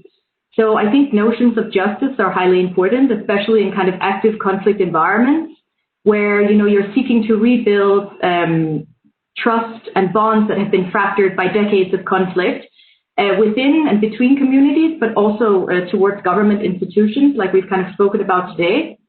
The next one is that family ties are very, very important. I think they're both important for kind of prevention of violent extremism, but also for successful social reintegration.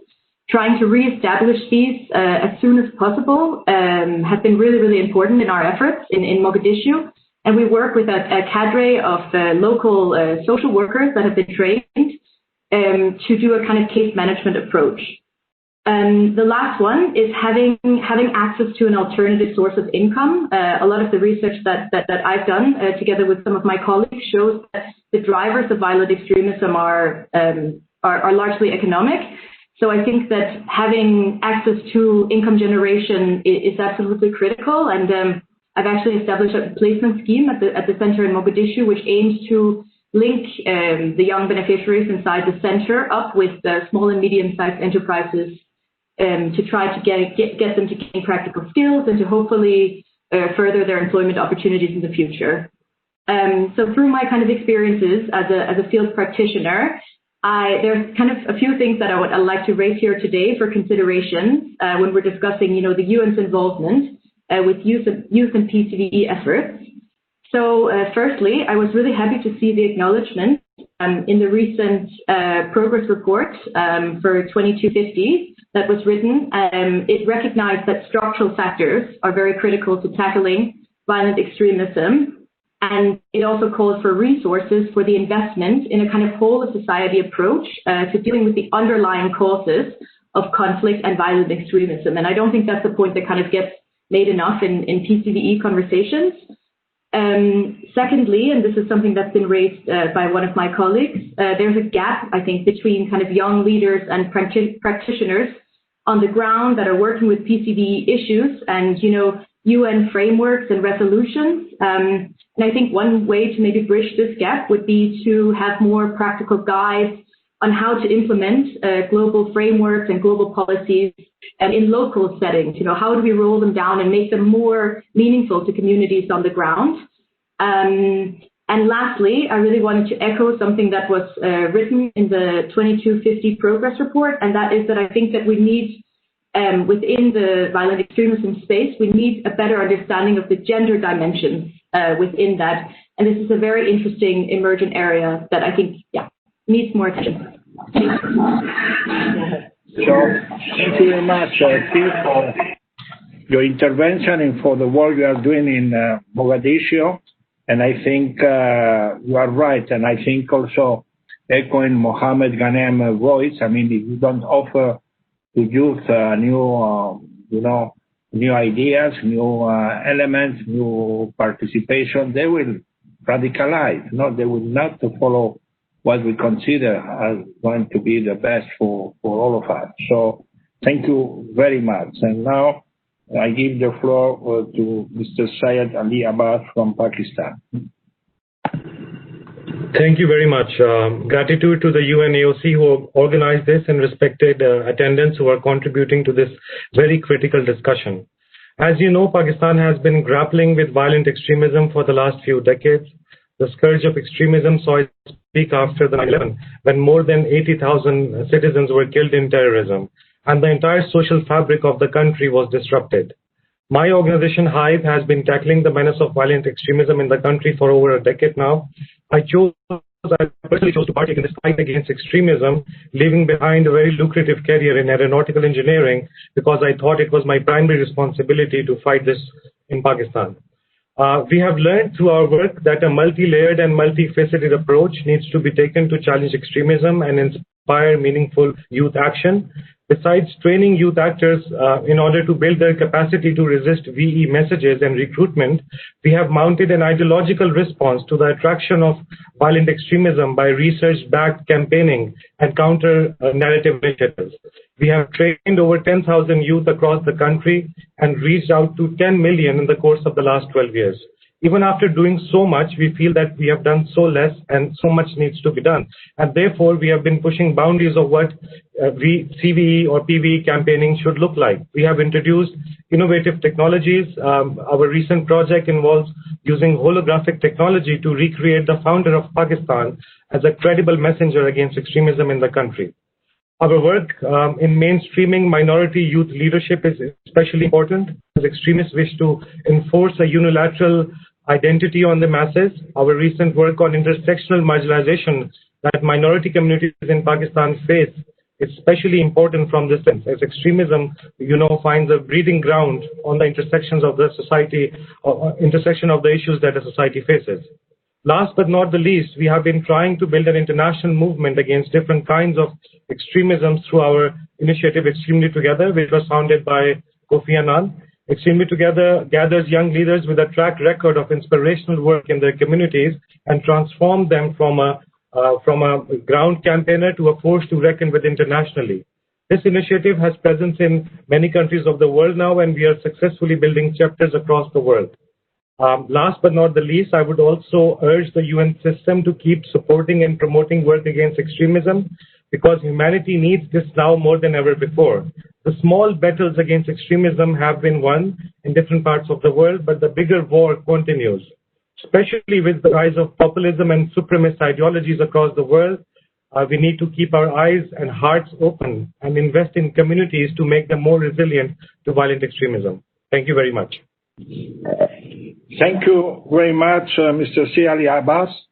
Let me say that when I met you first, I was impressed by your curricula. How aeronautical engineer working for military industrial complex decide to quit and to go for these new endeavors. So that really shows how much personally and I think integrally you are involved in this issue. So thank you very much. I think Pakistan is going for a very complex situation. You've been very active, and we really express our support and our help. I also to say that Extremely Together project launched by Kofi Annan Foundation, of course, is one of the important projects, and you can count to cooperate and complement together with the UNOSC and the Extremely Together project of Kofi Annan Foundation. So finally, we have Mrs. Helen Nasraoui from Tunisia. You have the floor. Hello, everyone. So my name is Ahlam from Tunisia, and I'm the founder of the Young Leaders Entrepreneurs Organization here in Tunisia after the 2011 revolution. So actually what we are trying to do in order to counter the violent extremism, and especially the appeal and the lure of radicalization, is by speaking the language of youth. Because young people somehow, and especially the beneficiaries that we have worked with inside Tunisia and also in nearby countries, they are really into thinking out of the box, thinking out of curriculum that's being delivered into closed rooms. So what we did with the different projects that we have created is thinking out of the box by combining, for example, IT, hackathons, startups mentality, and mobility. For example, we would take beneficiaries in a ride inside the bus with other coaches to speak about entrepreneurship and how to create business plans while they are traveling to other cities and also talking to other people. And we have discovered how similar projects not only inspired them, but also made them rethink about the choice of joining, for example, a violent extremist group, as they have encountered other young people who have walked in the same shoes, who have encountered the same conditions like poverty, for example, or lack of fair opportunities, but yet they didn't opt for that choice. They decided to shift the paradigm and create their own success stories. So what I'm trying to say is it's really important to engage youth in such initiatives and offer them the ownership on changing, their narrative. And what we are doing in our NGO is, for example, not only to train them and just, distribute dozens of toolkits, but also to train them and give them resources, but also the technical support in order to make their own initiatives and to find their own solution and to have an ownership on their reality and also on their future. And this is something that proved to be really working, as these young people, they have received that kind of trust in their talents and their energy, and also that they felt, that impact was sustainable. And this is how they learn to find, solution within their communities and to become leaders themselves, not only like consumers of ideas that we were delivering. We wanted to empower them enough to be, the owners of their own destiny, and also to find solution within the community and to really question the challenges. Because the idea is that we don't want to distribute that image that they are being victims, but it's quite the opposite, that they have the ownership on their reality and they should rethink how to challenge the situation and how to talk to their own, deputies, for example, or the policymakers. And from for the sake of time, what I'm trying to advocate for is to treat young people as partners when it comes to countering violent extremism and building and keeping peace within communities. It's not only about giving them whether technical or financial support, but to truly implicate them within that process. And by that, also one idea is, to have, education within the process analysis. By, for example, having advocating for educating young people about peace within the official or formal education in our countries. Thank you. Thank you, Alan. I think it was very good to listen to you, and I think you are right. The youths are not the victim. They are asking for their own ownership. They have to have a sense that they are the ones who not only participate, not only they are listened by, but they are taking action by their own.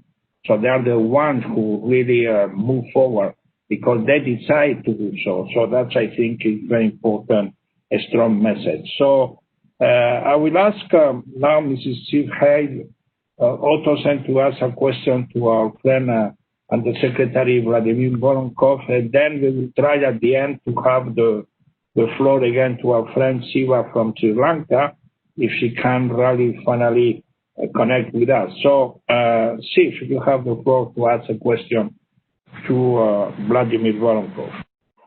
Thank you. My question is, how can the United Nations strengthen its collaboration with youth and leverage their role as partners in prevention?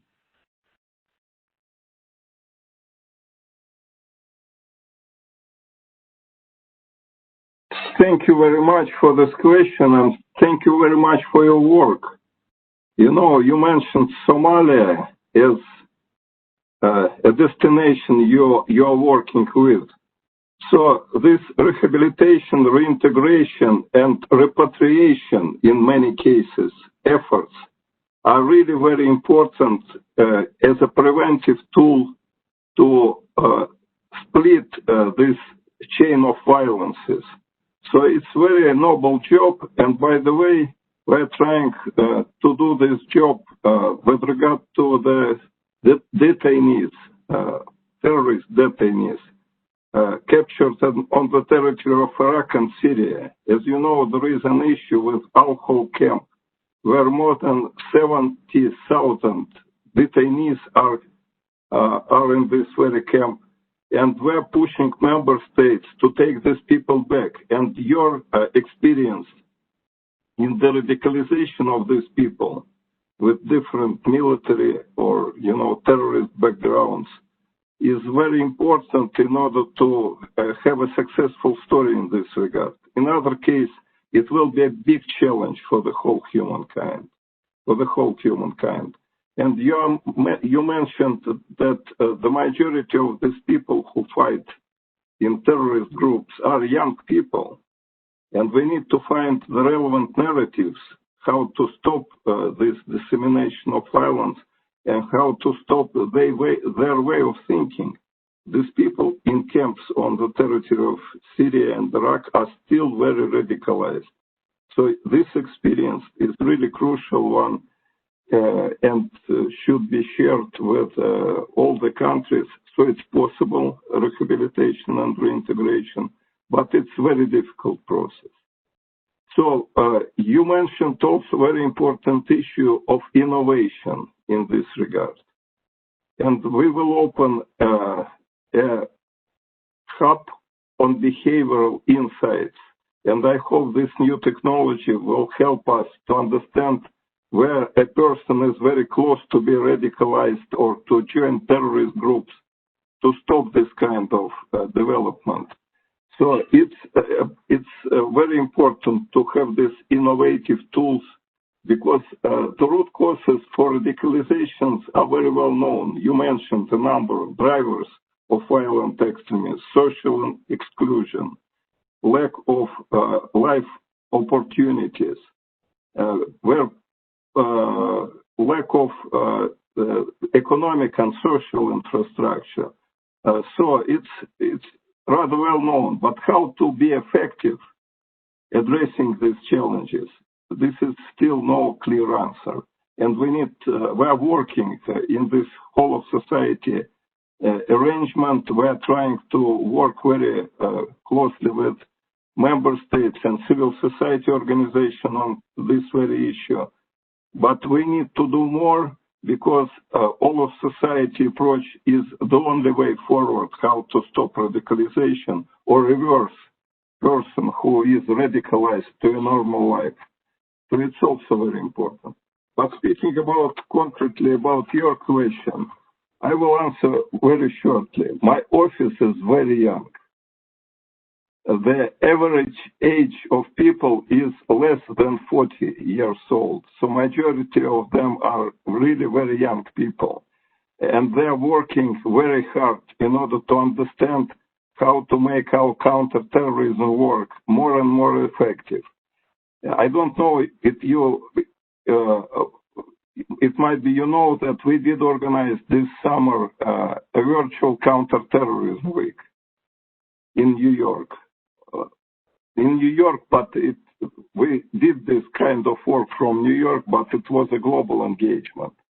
And the idea of the organizing of this virtual meeting was presented by our junior professional officer.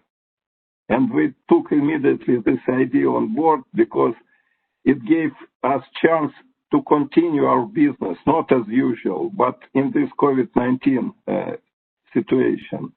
So this is very concrete example how we are working with the youth. We are listening to the youth. We are not teaching the youth. We are trying to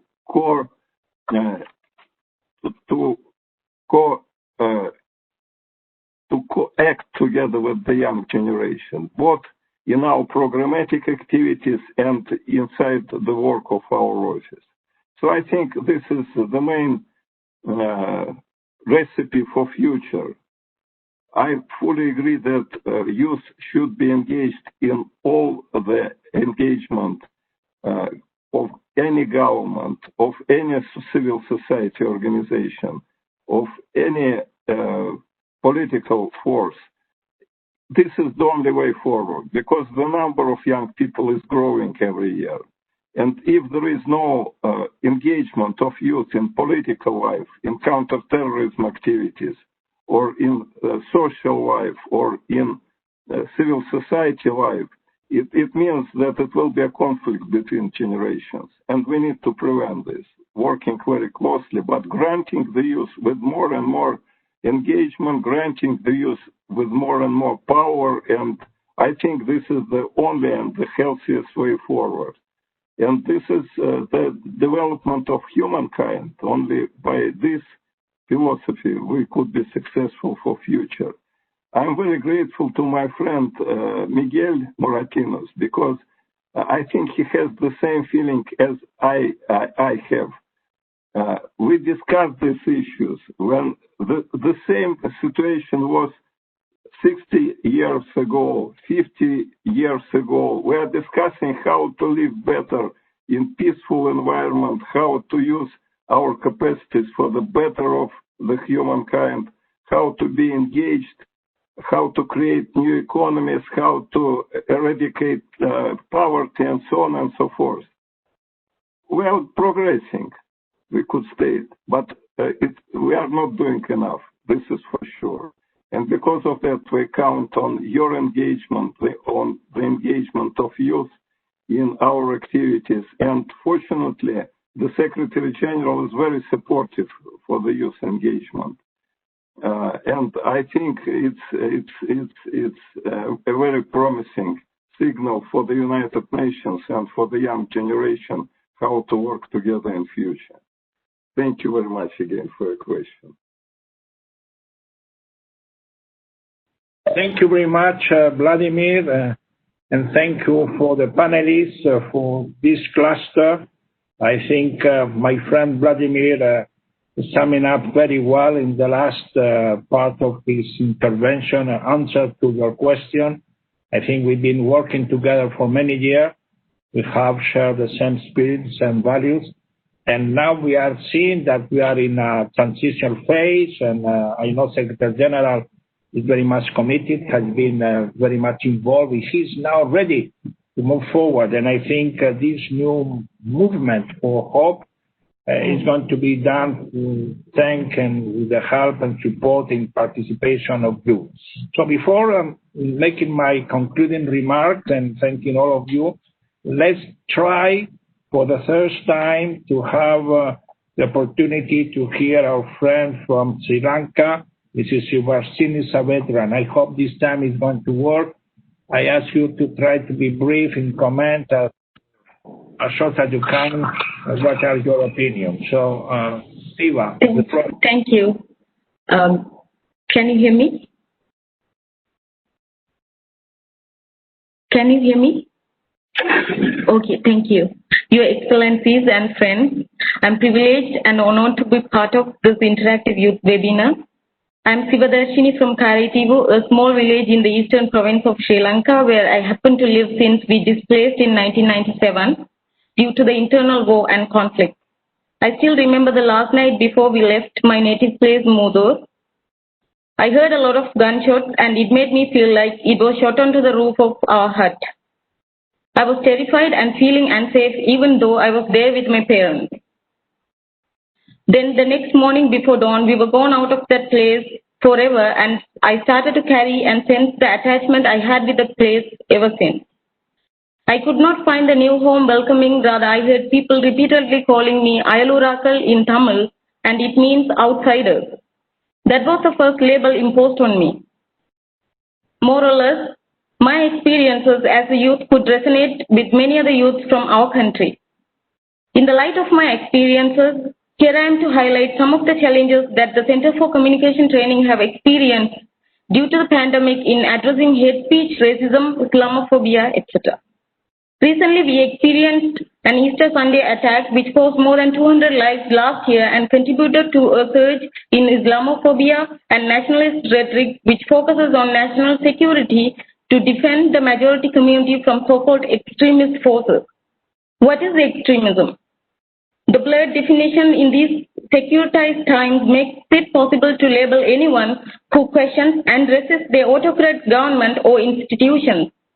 It makes youth more vulnerable, in my opinion. Currently, we are experiencing a great threat, that is the global pandemic.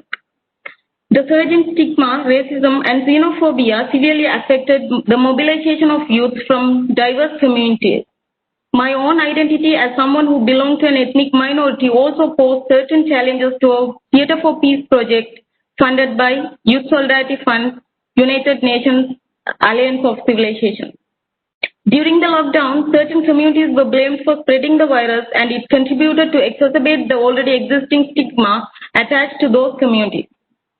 Parents were hesitant to leave the youth out for programs of diverse nature. Visiting to certain areas of the country was seen as something forbidden, and one of the target districts was considered as red zone. Recent debates on the issue of burial or cremation of dead bodies of COVID-19 patients on media, social media, and digital platforms were mostly rooted upon the racist and ethno-religious hegemonic nationalistic ideas. Center for Communication Training as a peace-building organization was concerned of the well-being of our participants, which enabled us to prioritize connection and empathy. We try to strengthen the rifted relationship and build trust. For that, we decided to have family visits and small gatherings. We tried our best to keep in touch with all our youth participants during the lockdown and offered personal calls regularly to the youth participants to make sure that they're not alone. We created a common digital platform to share their feelings and emotions with others from different communities. The more we were able to build trust, the more they committed to learn and unlearn. We can't make changes overnight, but I'm sure that our youth participants were able to question their stereotypes and understand other communities better. I would like to conclude my speech with few kind requests to UNAOC. I request UNAOC to become a stronger ally for the inclusion of youth in the decision-making processes at different levels and address the prevailing discriminations, including age-based discrimination that keeps youth away from all major decision-making processes. I would like to request UNAOC to be more sensitive and inclusive in terms of using gender-related terminologies, considering the fact that language politics plays a major role in exclusion and discrimination.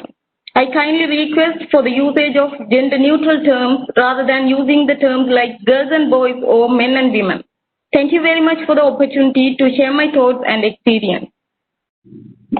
Okay, thank you very much for your testimony and your encouragement, and be sure that UNOC will continue to work with your country. We've been there when, after the attacking the religious site, we were the first to go there to express our solidarity, and we will continue to have this engagement. So, my dear friends, we come to a conclusion.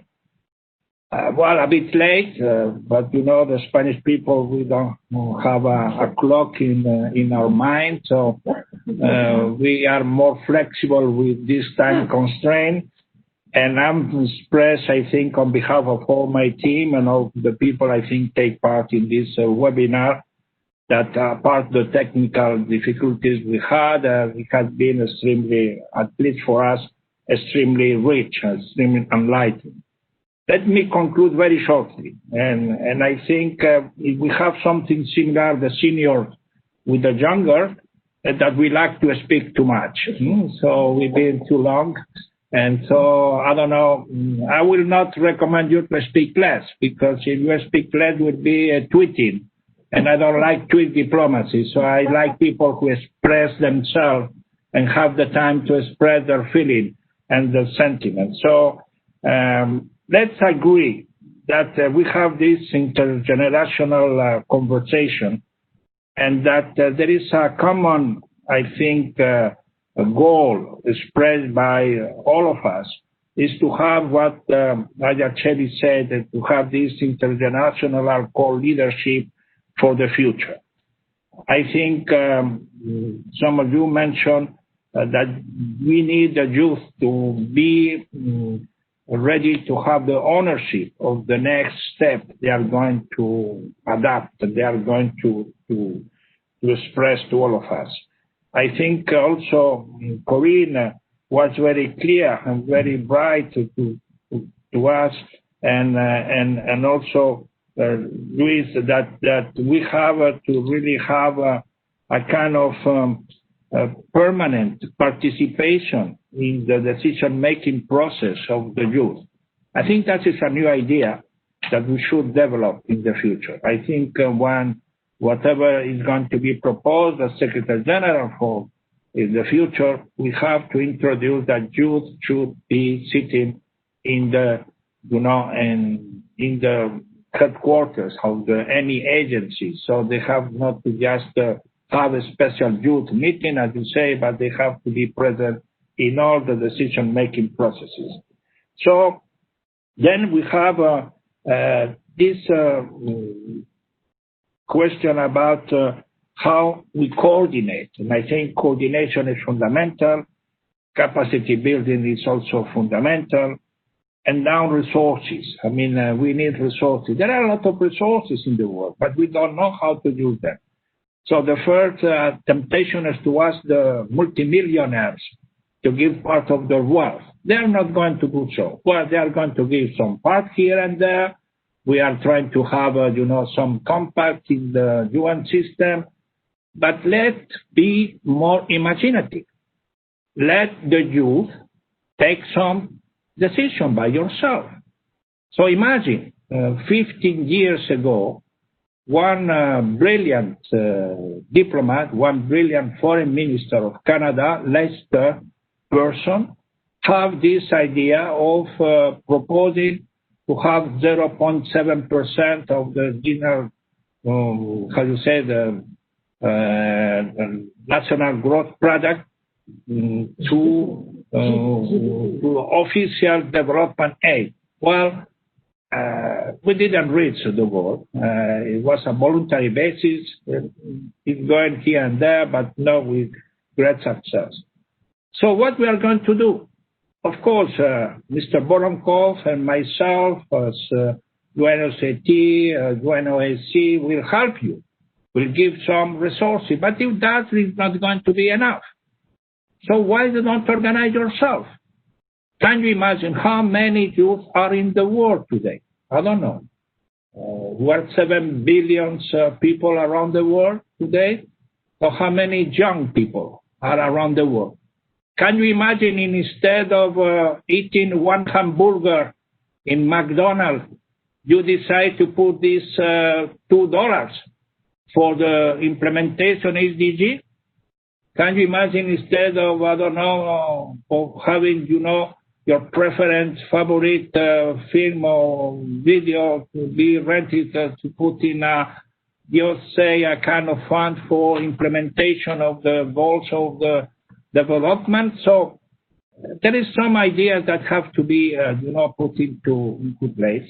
And I think youth, with the new creativity, you can do that. So, I'm very much inspired by one of the most influential, I would say, philosopher, writer, is the French Algerian Albert Camus. And, this year he's 60 years he died, and I had a tremendous respect for him. There are three parts of Albert Camus you have to live with. The first is that he said the world is absurd. And we have to say this world is absurd. Look at ourselves. It's not absurd that we have to engage ourselves through this webinar instead of being together, or it's not absurd what we are living through COVID-19. The world is a kind of absurdity. But what he said, once he acknowledged that it's absurd, he said, well, let's go to revolt. And he'd say in the L'Homme Révolté, let's go to revolt. But his revolt, like youth, is going to be a constructive one, not an angry one. I don't want you to be angry. I want you to be happy, with big smile. As Chebi have said, we have to be, asking the seniors what you are doing, what you are failing, but in a positive, in a constructive way. And so I think you have to be revolting, but in a happy attitude. And the third is the solidarity and love that have to be achieved. And I think that is what, in order to create that, we need this youth participation in any kind of attempt for the future. So thank you very much. I think it was extremely useful for us, and I think that's the beginning of what I think is a tendency, as our friends have said, there is a tendency in the UN system that the youth are much more important, much more involved, but the battle is going to be hard. So prepare yourself with a big smile to battle and to have your place in the future multilateralism. So thank you very much, and I hope we will keep in touch and we'll continue to work together. Have a nice night or nice day or nice afternoon, And I see Sima still with us. We recuperate you. I think there was issues with the technical people from both sides. So I'm here. I was here all the time. Okay. To all the youth, and good luck to you. Keep going. Keep the hope going. Keep the beacon going. You are our present and our future. So keep going. Thank you. Thank you very much. All of you. Thank you very much. Nice day. Bye. Bye-bye. Bye-bye. Bye-bye.